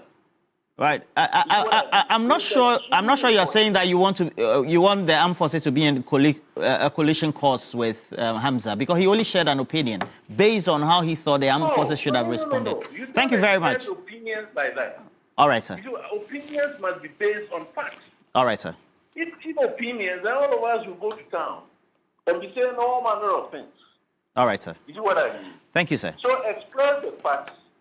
Let me give you the procedure. Like the BOI that has been established, convened. The BOI will make findings, specific findings, as to what it is that they found. Then they will make observations. The observations, if you like, you can call opinions. We observe so and so, a lapse here, a this, that kind of. But based on the facts that will be stated in the report. So if you sat on your set, he did not outline any facts relating to the case, some of which I have given, and he concludes that the armed forces is useless. On what basis? I'm saying the armed forces as of that time had only 2 serviceable airworthy helicopters. All right, thank you. Now one is gone. We're only left with 1. All right, sir. So on the basis of that, you can say that owing to equipment limitation, the armed forces was not able to do ABCD. All right. Hello? Hello? We seem to have lost him. All right. Colonel Festus Abwaje, thank you for your contribution there. But you celebrate your birthday as well on a very period when we all are mourning, right? Happy birthday to you, TK, Lawyer TK. Thank you very much. Well, on the day when people are dying, some are being born. So much as we are in a mourning mood, some are still having their birthdays. And I'm grateful that you recognize my birthday. Thank you so much. What's your response to the public commentary? There seem to be intense questions being asked about that response and what could have been. Yes, I am thinking that by now the Ghana Armed Forces must be proactive in terms of its media engagement. Instead of just issuing once a while statements. They could have equally organized a press conference and answer a few questions and leave the rest to the report, as we are all expecting the pregnant report to come. Currently, we cannot fault the army so much. To whom much is given, much is expected. What have we given them that we are expecting so much of them? The whole Ghana Armed Forces has only 2 helicopters flying. That is sad. And he talks about the M13 or something, the one that carries passengers a lot. And they cannot even find parts to service that one. It's sad. Recently, as early as I think 2023, we had some 3 helicopters for the police. They are also lying somewhere. Nobody is using them because they are not airworthy. So I think that we should pull back a bit. I've been trying to check the distance between Sikaman and Kumasi, and it's about 1 hour 22, 1 hour 23 minutes. Granted that the army will have to organize themselves, maybe 20 minutes to get the personnel, jump on the way, on the car, the vehicles, and be there in an hour and a half. That'll be 2 hours. I think that the only place that I would disagree with Colonel Festus Abuaji is when they say something is off radar. It does not necessarily mean, yes, that the plane has crashed, but off radar might mean that the plane is flying low, even though he seemed to disagree with that. Now, there are a few things that will make the plane to be off radar. Maybe mountainous areas, the curvature of the earth. And you notice even when the US were in combat, etc., they fly in a situation that they cannot be detected. If they cannot be detected, then it means they are flying low. So to fly off, for the plane to be off radar means either it's flying low or it's in a very thick mountainous areas where it cannot be detected. Now, the armed forces might be doing a lot of things behind the scenes since they noticed that the plane was off radar. So as it is now, I think to the memory of the victims and to, let's be fair to the armed forces, we have not given them a lot. So if we've not given them a lot, we should not expect a lot from them. Yes, Ghana's armed forces is one of the best and is so much respected worldwide. We should not throw the baby away with the bathwater at this moment. So for me, let us hold back a bit. They promised that within a month the report will be out. When the report is out, all of us can take a bite and we can now ask proper questions. Yes, it is true that there is accident. We are all mourning. We are all angry. We are all upset. But in the midst of that upset, we should be circumspect in the way we attack our armed forces. At the end of the day, they are the only ones we have. Okay. So in relation to that, would you say that they being current on constantly informing the public perhaps could then breach that gap of an information vacuum that has been created? Absolutely. They should not, they should not be issuing one pager a day. After a week, they issue another pager. It has no help. Now, you watch in other jurisdictions, if this had happened, the spokesperson would have said, we are dealing with ABC. Let's say if it's the Pentagon, for yes, example. We are dealing with ABC, but while the investigation is ongoing, we have no further comment on what you've asked for. That would have breached a lot of this vacuum, would have removed the vacuum that has been created. So in this instance, I'm appealing to the armed forces, Festus Abuaji, if you are listening to me, one of the things you can tell your people as well is that, hey, let them come up. Let them talk to the press. Let Ghanaians know few things so that we can remove certain things out of our minds. People have been talking about response time, etc. What is the standard response time? What is the practicality on the ground? Do we have the, for example, as he was saying, if we had only 2 helicopters, one has crashed. Which one are we going to use to ferry personnel to the other side? Now, we don't have any Air Force base in the middle belt of Ghana. We have planes only in Tamale, Accra, and Takoradi. The one that carries a lot of people has been moved to Tamale to deal with the Boko conflict. We are still totally handicapped. Now, one of the things that if Dr. Omani Boama were alive would have done is retooling and re-equipping the armed forces. In fact, a lot of them were happy so far what he has done. And we pray that one way to not to erase his memory is to see to it that the Ghana Armed Forces is properly retooled. Now, if you are old enough to remember when we worked for ECOMOG, one of the reasons why we were told that Ghana cannot lead ECOMOG was we don't have the equipment. Nigeria had everything. And we have been in that instance up to today, and we spend money on other things. So let us re-equip and retool our armed forces. But Ghana Armed Forces, please be proactive. Come forward. Come and talk to us. I mean, answer a few questions. You don't necessarily have to go to the nitty-gritties and tell us everything. Come forward. Talk to us. And that way you may allay some of those fears. I also disagree with him when he said opinions are based on facts. Facts is different from opinion anyway. Fact is what everybody knows. But your opinion is your view, whatever you see out of it. But Hamza was just, as he said, airing his opinion. Everybody has their own opinion. If you come and bridge that gap between what happened and what people are thinking about, the opinions will be less. And we'll all focus on what you are telling us. Is the information vacuum now prevalent in such a way that all of us are just sharing opinion, and for which Ken Officer Saboja is saying that the army is a technical institution. They have their reputation, credibility. If we bastardize them, it also means that their credibility will be lost. But at the same time, we're talking about a response to an emergency that should, or ideally, is now a subject of assessment by the public. Thank you. Good morning to you and good morning to your listeners and my fellow panelists. And I'm happy you are starting on the premise of information vacuum, the lack of information. Since I've been sitting here, family and friends and colleagues of a young man called Obama Pokwase have been texting me. He was plucked from his apartment this morning, 8 a.m. by national security, and they don't know anything, but they've not heard anything. They don't know whether he's safe, they don't know whether he's alive, they don't know whether he's being kept. People just plucked him in the name of national security from his residence. Say, Obama Pokwase, wherever you are, I pray that you are safe. I pray you come back to your family and friends safely. I'm praying for you and I'm cheering for you. Look, if you look at what has happened, you can say that as a country, our search and rescue policy is poor or non-existent. As a country, our emergency preparedness is poor, is weak, and is non-existent. And as a country, our way of communicating, especially giving critical information during national disasters, is poor. And we should bow our head in shame collectively for the way we've handled the communication aspect of this tragedy from the day it was done. There are two things. You can divide this whole thing to two. How we've handled the crash and information related to it, one, and two, how we have handled the funerals and everything.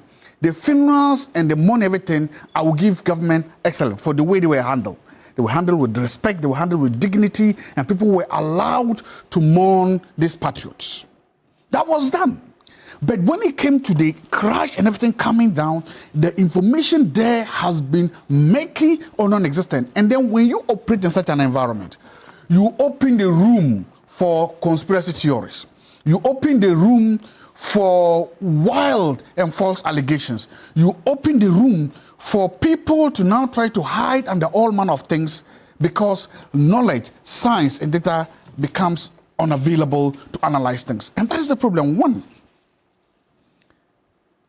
if you don't have to be professional, but just sit there and watch TV. Just watch CNN and see when there's a national disaster or a national lesson in any country. The FBI, mostly if they are leading the investigation, and especially if it's an aircraft, you see the FBI, you will see the Federal Aviation, FAA, and you will see the Air Force. They keep holding press conferences, 1, 2, 3. They can even hold up to 4 press conferences in a day. They don't give out anything. Because people need to know. In the absence of knowledge, people venture into dark rat holes of conjecture and of wild conspiracy theories. They give information, they are proactive, they keep talking to families. We don't have that here. I've never seen where there's a national disaster and then you will see NADMO, you will see a Ghana Armed Forces, you will see the Minister of the Interior, you will see the relevant authorities bring high-ranking officials to stand and speak to ordinary Ghanaians and take questions from ordinary Ghanaians. It doesn't happen.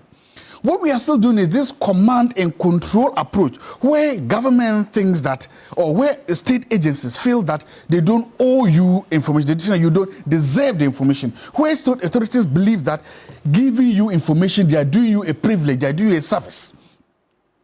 That is so archaic a mindset.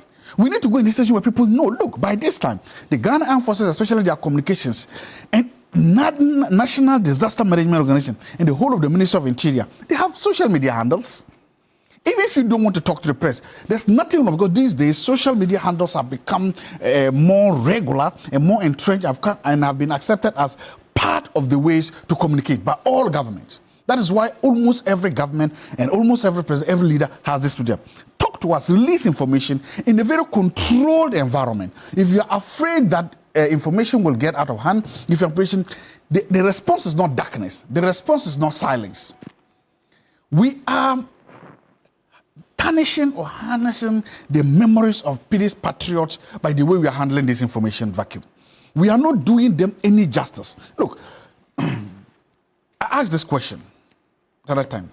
Imagine there were no politicians on this flight. Just imagine for once that there were only ordinary people. No, not ordinary. Let's say workers going somewhere or something. Just the army people themselves. Imagine they were the only people.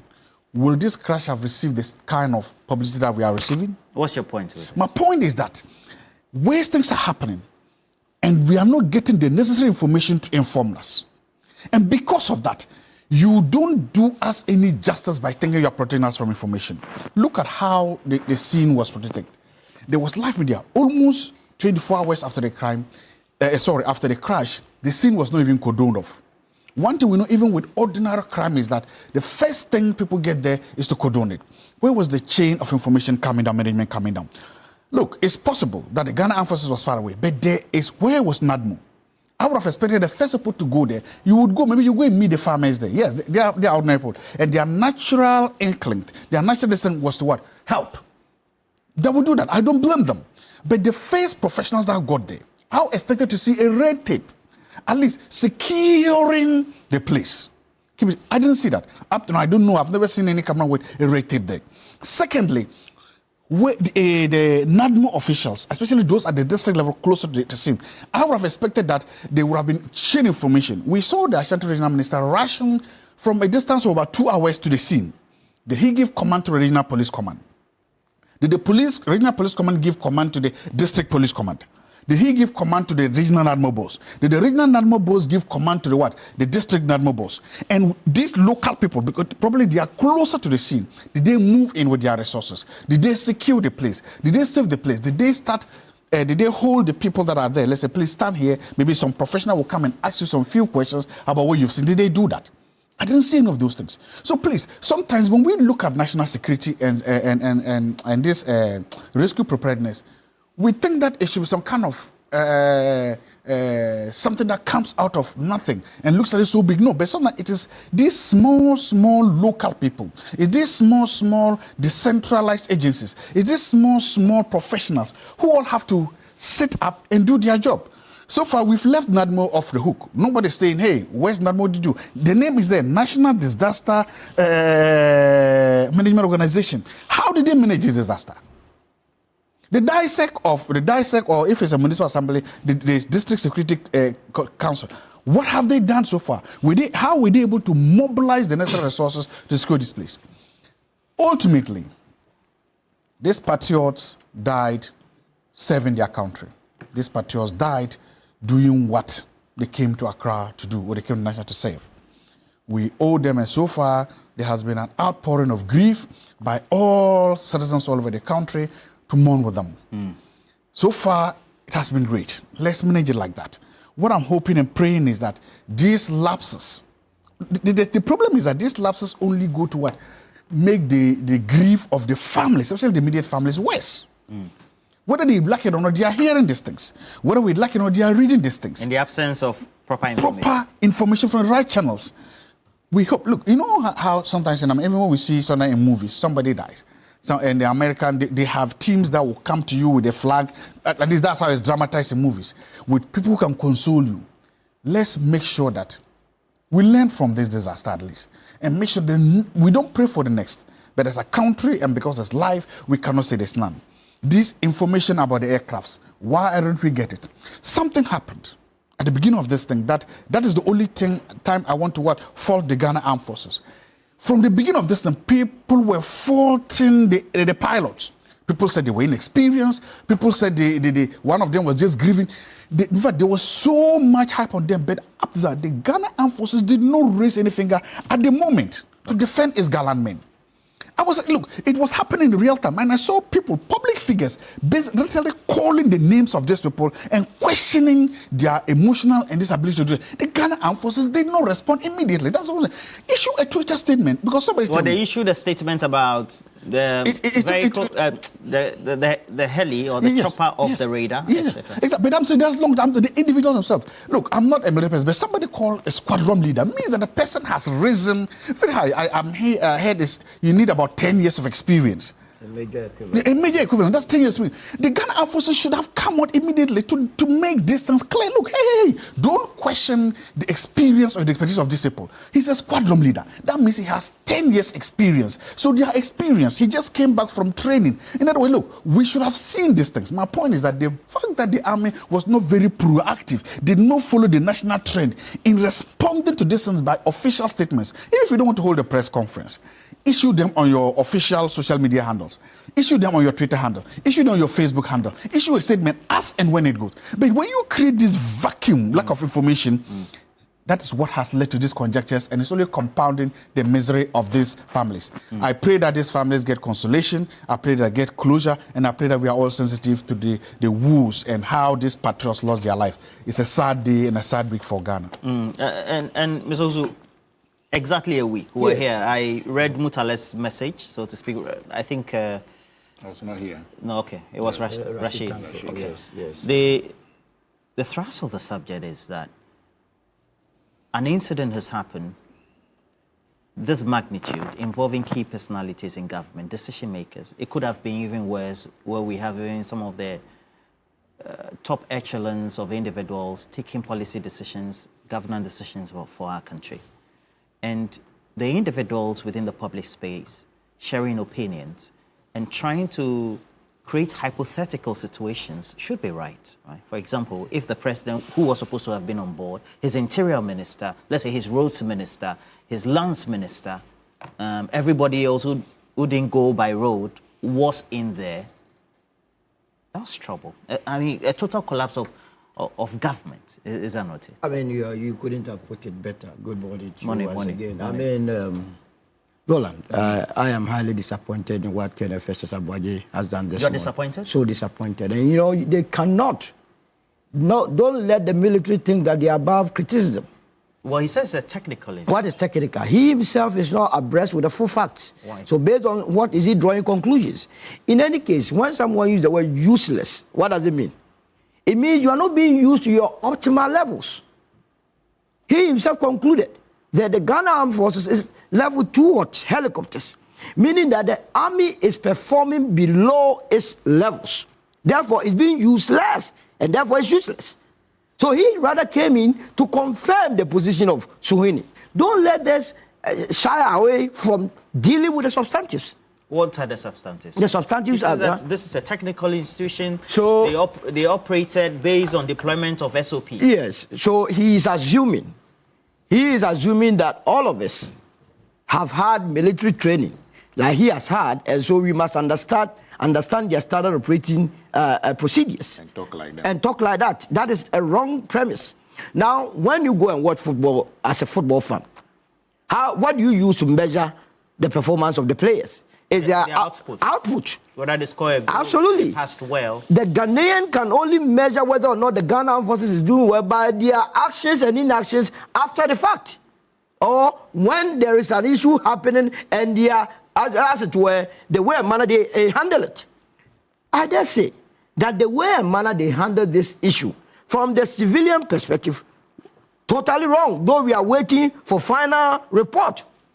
But the visuals that we have seen, the whole way and manner the military responded, does not give us that encouragement. That is why some of us have restrained ourselves, waiting for the final report. And the report, from my perspective, is not to blame anybody, but rather to, as it were, enhance or better the way and manner we do the things. So if someone comes here and says that the military has been useless in this, you must rather pat the person at the back, and not to come and say, he should come here and say what? You said the person is not an expert. What is expert in this? Is it not a fact that the plane crashed? Is it not a fact that when the plane crashed, the military could not cordon the place? Is it not a fact that there wasn't any proper coordination, and as we speak, we are lacking information? Is it not a fact that he himself just told us that the military has only 2 helicopters and that they are not being used in their optimal... No, he said the active ones, the ones that are flying. Yes. But they have others. So that is what we are dealing with. Those that are flying are only 2, out of which one is what crashed. So by his admonition, what it means is that today, when we are attacked, our army will not be able to do anything, and so they are useless. No, I don't understand. But that is the conclusion of what he has said. That if you are supposed to fly in times of need, in times of difficulty, the army is supposed to go into the front line, and we have no means of flying, they will just be idle. Wouldn't they be useless? So he has confirmed it. You understand? Look, I have said that the policy, we have that policy in a great transformation plan. I think the NDC also wants to implement it, that we must make it mandatory that our secondary school leavers or university graduates must go through some military training. So all of us will begin to appreciate the way and manner they go through things. Until that, the military must not assume that whatever they are doing, they are in an island, that they are not responsible to us. They have to be explaining matters to us. I, for once, don't blame them that much, because there is a principle that the folly of doing A while so people be. You are not investing much into the army, and we expect that we want to equate them to the U.S. Army. Let's talk about that. I just checked is that problematic? It's problematic. I checked the appropriation bill for 2025. The military is being given 6.3 billion Ghana cedis.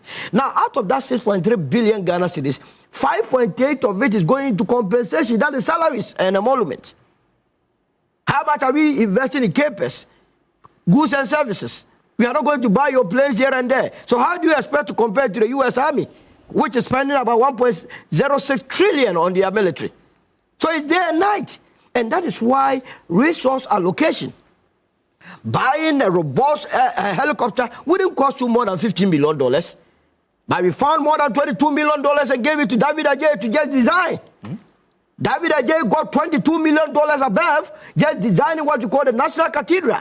You find $97 million just to go and dig a hole. That is the priority of the nation. So I know the army has a priority. And so when these things come, I expect Kenal body them to face the music, look straight into those that have been, as it were, misinvesting in this country, to tell them, oh, enough is enough. Don't let us embellish anything. Do you think that the exhibition that so far we've seen, in terms of the response plan, whether it's the sectoral agencies or even the military to their own, also shows that perhaps the politicization of defense budgets, procurement, and that conversation itself perhaps needs to be depoliticized? Absolutely. I mean, our democracy has not grown to the levels that where we can always come to a compromise position. We are always happy to draw in politics just to, as to push away very beautiful policies. But you can't play with the military. We are only fortunate that we have not been faced with any serious situation in this country. But the day that situation will face this country, that's where we will see our folly. And these things happen just to draw the attention of the state that, hey, you are not immune to facing difficulties, and that you must prepare for difficult times, and not always to be sitting in your comfort zone and think that, oh, we are always praying. Ghanaians have that mentality that because we go and pray, we cannot be faced with any challenge. This must be a turning point. What should we be doing right? We must, as it were, allocate more resources to our military. We must modernize our military. The days of going for macho men and wearing dark shades is over. Now militaries around the world are using sophistication, IT. They are doing all the sophistications. They are doing all the hackings. Look, the other time we had a problem with Argentina. They threatened the whole country that if we don't take it, they will hack our Bank of Ghana system. We were begging. Because we didn't have what it takes to stop that. They even had Ghana Web. Can you imagine? Ghana Web was so when we say security of a nation, now it has moved beyond the physical confrontation to the IT levels. How cautiously do we recruit people into our military? Taking into consideration these professionals. With the right expertise. Absolutely. That is the way and manner we must go. Secondly, we must reinforce the point that our secondary schools, our JHS, our university graduates, they must test military trainings. That will bring discipline into the system. That would also let us appreciate what we call security. I have never seen, you go to various, most of our schools, that these kids are not being taught how to even swim. We spend time on unnecessary things. This must be the turning point in dealing with that. And to crown it all, the death of the 8 must be the turning point in this fight against Galamsey. Major Muhammad died. We overlooked it. 8 are gone. We must not overlook it. It is telling us something that, hey, we have to confront the issue once and for all so that this country will be saved. Now, my brother put up an information. You see, that today let us do this to ourselves. Says someone has been arrested. Called Obama.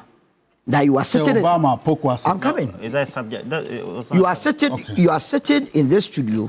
You told us that you were just sent an information. Is that not the case? It means you yourself you are not privy to whatever happened. But you gave an information that the national security. It means you know the source. Those that came for you. National security, don't they have an office? If you are telling us that those that came there are national security operatives, then it means you know the people that came for him. So why don't you go to the national security and find out what is happening to them? Rather than giving a blanket statement, just creating the impression that someone has been picked unnecessarily or illegally when you are not abreast with the full facts.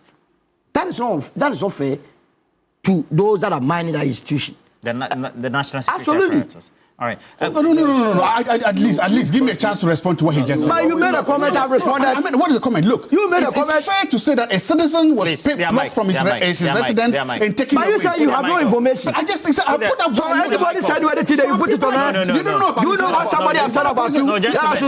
I will read it because I'm not in a position to verify. Solomon, when a citizen was plucked from his residence and taken away to an unknown place, his family don't know where it is, and they are reaching out. How do you know about that? That they don't know. You made a comment. You said somebody has been picked. And I have commented. Then he also responded. So why do you respond again? So basically, why do I respond again? No, it's okay. Is that what you are becoming or becoming? It's okay. Solomon, now you're becoming disingenuous. Now, TK, TK, what's clearly evident is that all of us are not disaster ready. Okay, an incident site that is about from the last community to the ground zero is an hour and a half plus away. Yeah. And we find the way ordinary Ghanaians in communities are just not disaster ready. We don't know how to handle bodies at a crash site. We don't know what to do, who to call, etc. until we have a deployment that has been made by the rightful authorities. What should we be doing about emergency education, so to speak?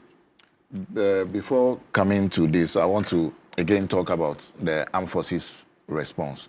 You know, there are 4 C's about incident response. You confirm, you coordinate, and you control. Now, the first person who spoke to the media said he called the assemblyman to inform the assemblyman that there had been a crash. The assemblyman obviously might have called the DCE or the MCE for the area. What happened next?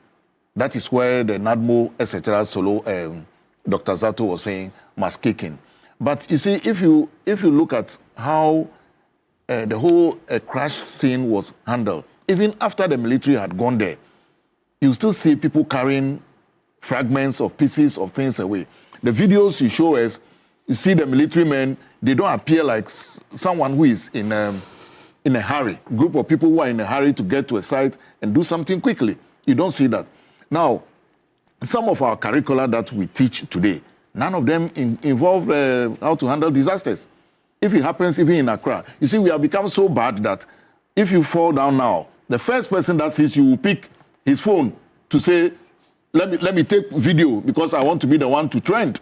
And instead of somebody rushing to say, let's save this, that'll be the first thing. And again, that is where, apart from these social media things, I'll blame part of the media as well. Some of the pictures you showed us, the videos you showed us, you could have sort of delayed and made them a bit blank so that we don't see. Or not bring them at all. Not bring them at all. For example, assuming that this had involved, let's say, King Charles, etc. Do you think the British press would have shown us all this? No, they wouldn't have shown us. So sometimes do a bit of introspection, Ghana Journalists Association yourself, and see whether what you have shown us is what we really need to be chewing. Few years down the line, there was something about a minister's son or daughter that was on social media. Somehow, WhatsApp blocked it. You couldn't download it. You can't transfer it. I don't know why it has taken so long that WhatsApp could not block this. Maybe we've not made any recommendation to WhatsApp to block some of these things. But our preparedness, yes, that is why NADMO should not just be a political group of people who are appointed. Even if you are appointed politically in the district or the municipal areas, be proactive. Let them go through some form of training and education of the populace. Because, again, we don't know some of the chemicals that might be emitted out of this crash. Certain things, and people are carrying parts of the aircrafts home. Is it a trophy? Nobody knows. That is where I fault the army. And finally, their communication. You see, we have the Gen Z. They are interested in fast-moving information. They are not interested in you wait 8 p.m. GBC talks and 6 a.m. everybody listen. No, nobody is interested. They are moving. So the Ghana Forces has, as he said, a Twitter handle. They had an X handle, Facebook page. Update us. Give us up-to-date information so that people who want to make mischief out of it will be taken out of the market. And my brother, you see, sometimes when you were talking about you mentioned that... You do realize that if you talk about, I'll also respond, right? I'm not the moderator, okay. So I don't have that. Okay. I just want to let you know. I don't have. Yes, I don't have. What did you want? I don't have. What I want to say is that you made categorical statement that they were picked by national security. No, I did not say that. I said there were people who were alleged to be national security. Oh no, you replay the tape. Okay. It's okay. Now, once you say they were alleged to be picked by national security, it means that it is alleged he was taken to national security area. No, it's not alleged. That's an interpretation. Yes. You are putting interpretation on it, but that's not what I said. That is why. Why did you say That is why. I'm saying as we talk now, his family doesn't know where he is. Friends don't know where he is. Friends don't know. What do you want? Who sent me the information? Who want to know? No, gentlemen. Please. You who want to know? Dr. Zato, please make your comment. That is why I am called Lawyer TK and you are called Dr. Zato. Yes, please. That is why I will interpret differently from what you are doing. Exactly. So all I'm trying to tell you is that you said that they were allegedly, granted that you used that word, even though I never heard it. Yes, of course. You never said that. You heard selectively. You never said both of you. I'm happy that both of you are the same on this. Yes. I'm happy that both of you are clicking on this. Nothing is wrong. I'm just happy that both of you are on the same side. I've been on your side before. Keep going. All I'm trying... No, you don't have to do that. You are not the one moderating the program. You are next, so you can respond. So you have all the time and talk about it. Once they are aware that he was allegedly picked by national security, they know where the national security office is. They can follow up. We don't need to create a situation of where somebody is being picked and nobody knows where he is. Those days are gone. Today, wherever he is picked, he will know. Once they have been able to send the information to you, they will be able to follow up and know. You would have done as good if you had also allegedly told us what he has allegedly done for him to have been picked. Yeah. Because they never pick you, they never pick him, they never pick me, they never pick any of my friends. But that one that was picked, today, if somebody is picked, he would have been told you were being taken away because of ABC. I've seen it. Even Adenta, Kumi, when he was being picked, and when they showed the video, he was told that we are picking you for ABC. So you should have also been fair to us and fair to the viewers and listeners to say he was picked because he did ABC. That way, then, you see, one of our problems about this part of the world is indiscipline. Absolutely. And the way we do that, we encourage indiscipline or in the name of democracy, somewhere must stop. So for us to stop some of these things, let us be bold to confront it as much as we are trying to be advocates of democracy and freedom of speech. We must also be advocates of good behavior and good governance, period. All right. So there are key issues about our disaster preparedness as a country, and then what sort of knowledge and education that we need. And clearly, is again absent. We've had a number of incidents over the last 20 years, and you can clearly see that as ordinary Ghanaians, we just don't know what to do, in which subject area, which emergency period, and then activity. Thank you. How should we get everybody prepared? Thank you. That's good. I was told this morning by close friends that a young man by the name of Pokwasi Obama was allegedly picked from his apartment by people claiming to be national security. His apartment was broken into. There are pictures of that break into the apartment taken out. He has been plucked. Now, his family don't know where he is. Friends don't know where. Nobody can contact him. National security is vast. It has so many. If it is national security, all I'm simply saying is, remember, I didn't blame anybody. I didn't accuse anybody. All I'm simply saying is that wherever he is, I hope he's safe. I hope he'll be returned back to his family safely, and I hope that nothing happens to him. I'm just praying for his safe return to his family. That is all I'm saying. I'm simply saying, and I'm saying that again, Seb, Obama, Pokwasi, wherever you are. I'm praying that you are returned safely to your family, and I pray that no harm comes over you. It's okay. I'm praying for you. I'm honestly doing that. Look, one of the things that we need to do is to make sure that at least NADMO, there's a missing link in this emergency preparedness that we're missing. I don't know how NADMO officials are trained. I believe that every single national NADMO official must go through a mandatory military-style rescue operation. I believe that we can develop a curriculum, including one academic or what's the name, book knowledge on preparedness, on rescue missions. We can develop that and make sure that every worker of NADMO undertakes this training course. Secondly, we can develop a physical course where every NADMO official or a tactical team within NADMO in every district is taken to the military or the police to take them to the field and take them on search and rescue missions. I think that sometimes the military can be far away. The military is. If you go to the whole of Upper West region and you see that the military is basically based in Wa, so you ask yourself, if a disaster happens far at the other end of the region, how long will it take them to get there? But if you're able to train these local NADMO officials, give them lessons, practical training on search and rescue, on how to do this, and then they become our front line in this effort. If we had done that, and then we provide them with the proper, things like gloves, simple consumables like gloves, like nose masks, like proper body bags in case there's this thing, so that they will bring honor and dignity to people who suffer this thing, it will have helped. And we've been seeing that again, as you said, as a country, it's like we have become immune to this kind of thing. Sometimes, even in Accra here, a national disaster happens, and you can just see dead bodies just lying like that. What respect we have them? And sometimes they can lie there for hours, even after the security apparatus have gotten there. So I think let's start from the beginning. National Disaster Management Organization, they should be trained to manage disasters. If they are giving these crash courses in disaster management, if they are giving this military training, if they are giving this equipment at the local level, then we can always depend on them to go ahead and do this for us. Secondly, we all see the type of debates that come out whenever issues of retooling our military happens.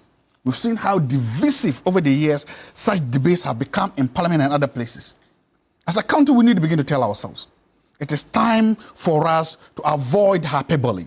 It is time for us to avoid this mentality that just because someone is trying to procure equipment, because if you look at the vitriol, if you look at the argument that goes into whenever the military, especially the Air Force, tries to get an aircraft, no politician wants to stake out their neck to want to venture into these things. I think it's about time. Exactly, that's what it's about time for us. Look, and the way sometimes even the media and other politicians make this pronouncement. If you go into our history, if you go and look at whenever the army attempts to retool, the arguments we make what I want to say, lazy arguments like, oh, there are no schools, hospitals, and this, and why are we investing so much money in military hardware?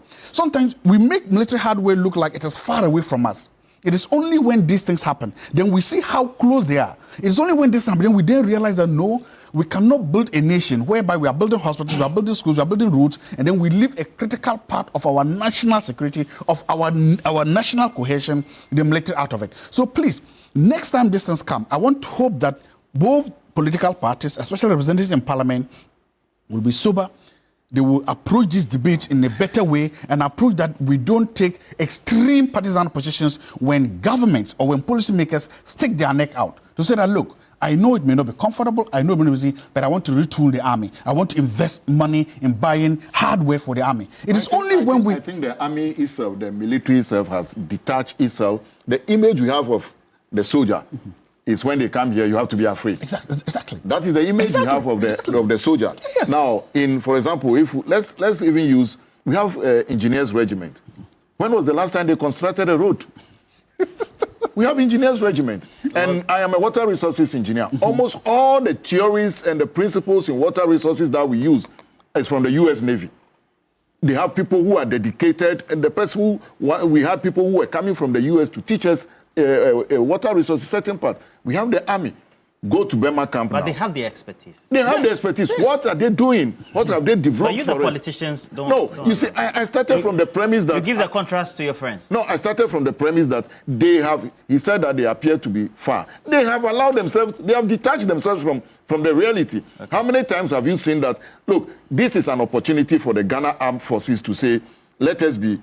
I don't want to use people friendly. Let people know about us. But ultimately, I think we should move away from the army bashing. We have been bashing the army a lot. And the thing about the army is that they don't have a voice like we do, as in they cannot come up to us and talk like that. Because no, you were the one who said that. They should not give us information. Now they are giving us... I'm saying this, I'm saying we should refrain a little bit from the army bashing. Look, we shouldn't try to turn the army against the people. No. Any attempt to do that by us in the media here is just not fair. Let's not turn the army against the people. Let's not make the army look like they are the enemy or they are the other. They are not the other. Remember, they have lost 3 of their gallant men.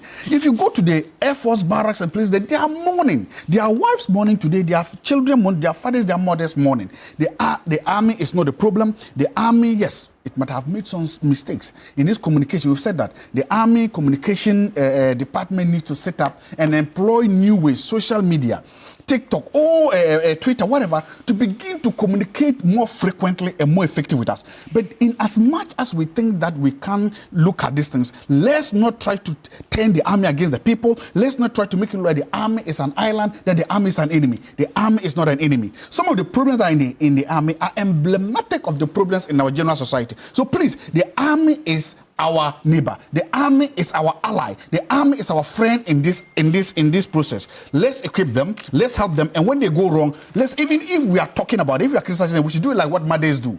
They will beat you with the right hand and hold you with the left hand with love. Let's not turn the army against the people. Please, we don't do that. Solo, in conclusion, how do we use this incident to make sure we're disaster ready and all the right protocols are undertaken? You made a fine mention. The president even made the promise that people will use their national service period to go through military drills or some undertakings like that, because it ensures discipline. To bring back the conversation about retooling, resourcing the military, for which public opinion or the ordinary Ghanaian can also have a buy-in, because clearly we need that. So it's all about setting our priorities right. We invest in a lot of serious things in this country, that this disaster must redirect our focus to very critical areas. I mean, resources are always limited.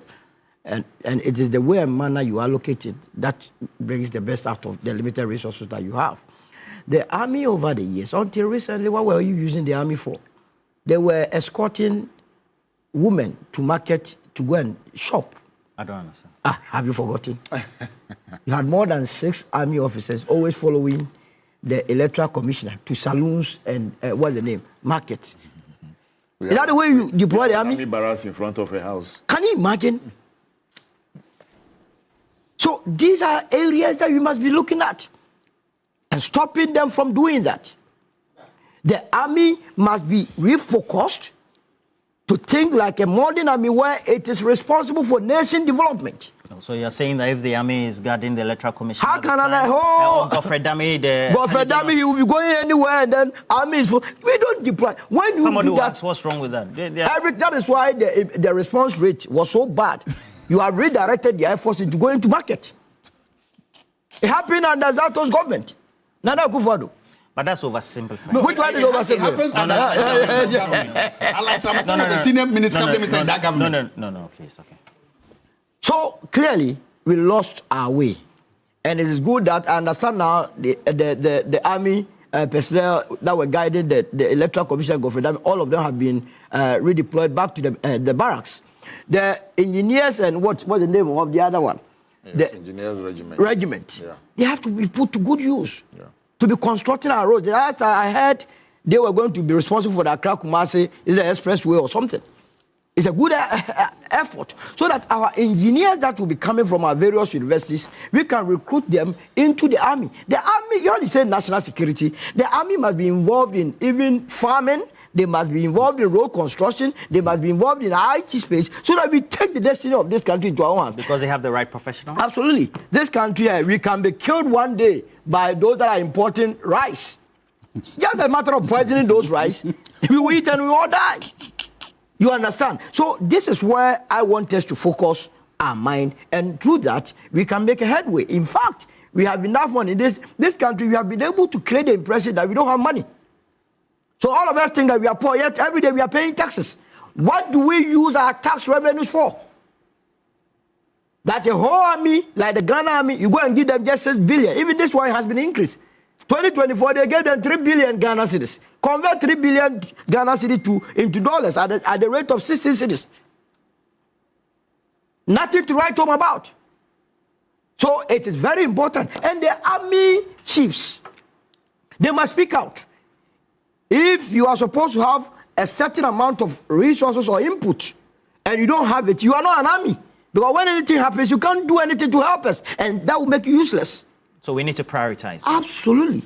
Nobody. How quickly should we be doing that? We have the money. There has to be immediate. It has to be immediate. The next budget, fortunately, in November, we are reading the next budget.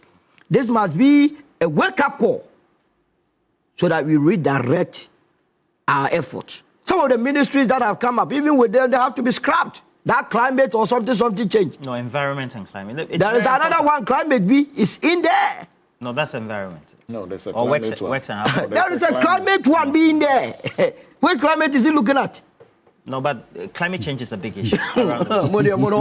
So these are areas, and also let me say that we have been too hard on the Ashanti Regional Minister. For Christ's sake, Kenneth Fesutaboagim made a certain statement that the advice or the decision to use a sack should have been given by a medical doctor. That's not the case. Is Ashanti Regional Minister not a medical doctor? Yes. So you see, some of these things, at first hand, they were the first to go to the scene. We must give them the benefit of that and await the report. And the report must be used to, as it were, improve upon our response rate. That is the only way as a country we can, as it were, move on.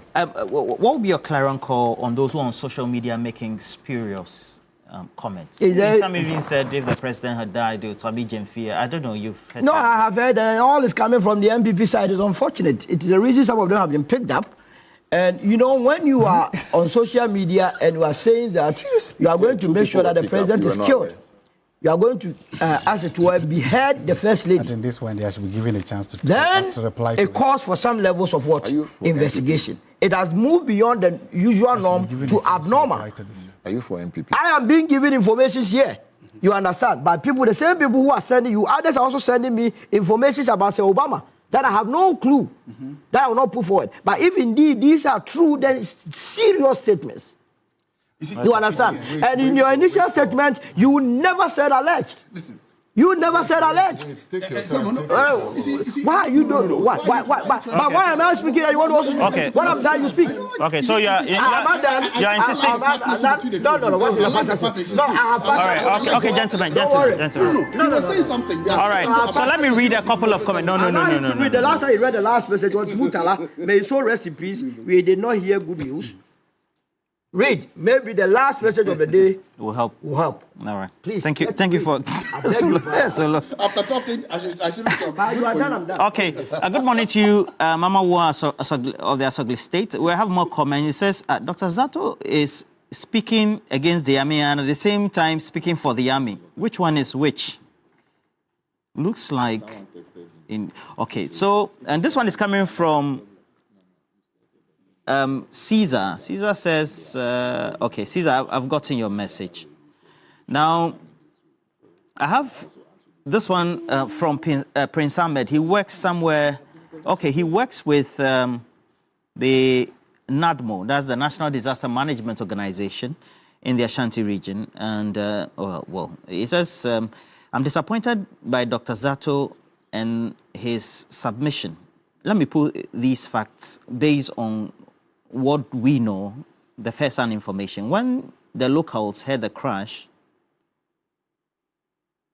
Chairman Gaba was called and he went to the scene with NADMO officials. Even then, we're told at the time by the witnesses it was a forced landing, as well as even from official sources, only to discover that it was a crash when our local staff got to the scene after trekking for over an hour. Please let Dr. Zato know that we are still managing the disaster of what they left in NADMO. All right. NewDay Atukwe, that's Ni Atukwe Kwe. As a nation, we pray our leaders in all sectors, especially our security, become more proactive and efficient. We should not lose lives because before we wake up and tackle issues. NewDay Ni Atukwe Kwe. And, well, this one is coming from Bruce Foko. I beg the doctor. Bruce Foko, please, I've seen you. And then, Mr. Kluto, I've seen your message as well. Now, it is important for all of us to know that we deciding to politicize, one, recruitment into the forces, where now we have people who are recruited through politicians, and then politicizing allocation of budget and expenditure, and then also the actions of the army is why we are where we are today. Now, Ebo Bachman says, I'm a bit confused. Apart from the local people, between the regional minister and the military, which of them arrived at the scene first? From Colonel Abuaji's account, it seems the military got there before the regional minister. That cannot be. If that's the case, why didn't they cordon off the area to prevent the minister from tampering with the evidence? Clearly, the minister, due to being close to the area, got there first. And we were all told, especially by your reporter, Ibrahim Abubakar in Kumasi, the state of the scene and the crash site when they got there, along with the minister. So what are we saying? Zealous Dwayne. Dr. Zato didn't use the word allegedly. I'm sending you the video right away. I have screenshot it. You have been factual. Please, okay. And then also, Kenel. I'm so happy that Kenel, I've seen your message. And then also, I have Nanajiman. I'm glad. But Nanajiman said, to be honest, useless is not an adjective that is understood very well in our culture. If we always associate it with being insulted, the truth of the matter is clearly being articulated. And that is that the armed forces services, once they are unable to carry it, that mandate. Okay, I get you, Nanajiman. Mr. Akoli, I also see you. Sheikh Abubakar Napal, good morning. Chief Mante Nakosombo, thank you. Beryl, I've seen you as well. Fred, I've also seen, that's Fred the whole, thank you for your contribution as well. And Dia, thank you also as well. Okay, gentlemen, it's okay. So they say you didn't use allegedly, but I mean, still. I'm still happy that you have to apologize. I'm happy that I brought this attention. I hope okay, that please. This action brings him safely back to his family. What has he done? What wrong has he done? All right. Okay, gentlemen, please. I apologize that a gentleman has a problem. Sorry, that's Dr. Jemuti. So you will not apologize. Dr. Jemuti Zato, let me read this LPM, okay? So, if you want to look smart, fashionable and authentic, make sure you visit any Woodin boutique nationwide today. And then, of course, Woodin is offering you an amazing collection of authentic African fabrics all ready to wear. There's all coming in with beautiful designs and colors for both sexes, men and women. Now, with Woodin, you can get creative and versatile with your designs, and so be confident and show off how truly African you are in Woodin. So go to any Woodin shop or boutique today and get your own choices made from their variety of trendy products to complement your unique style. So follow them across social media. Go search for Woodin Fashion, whether it's TikTok, Facebook, but also Instagram, as well as all the others. Woodin, le créateur.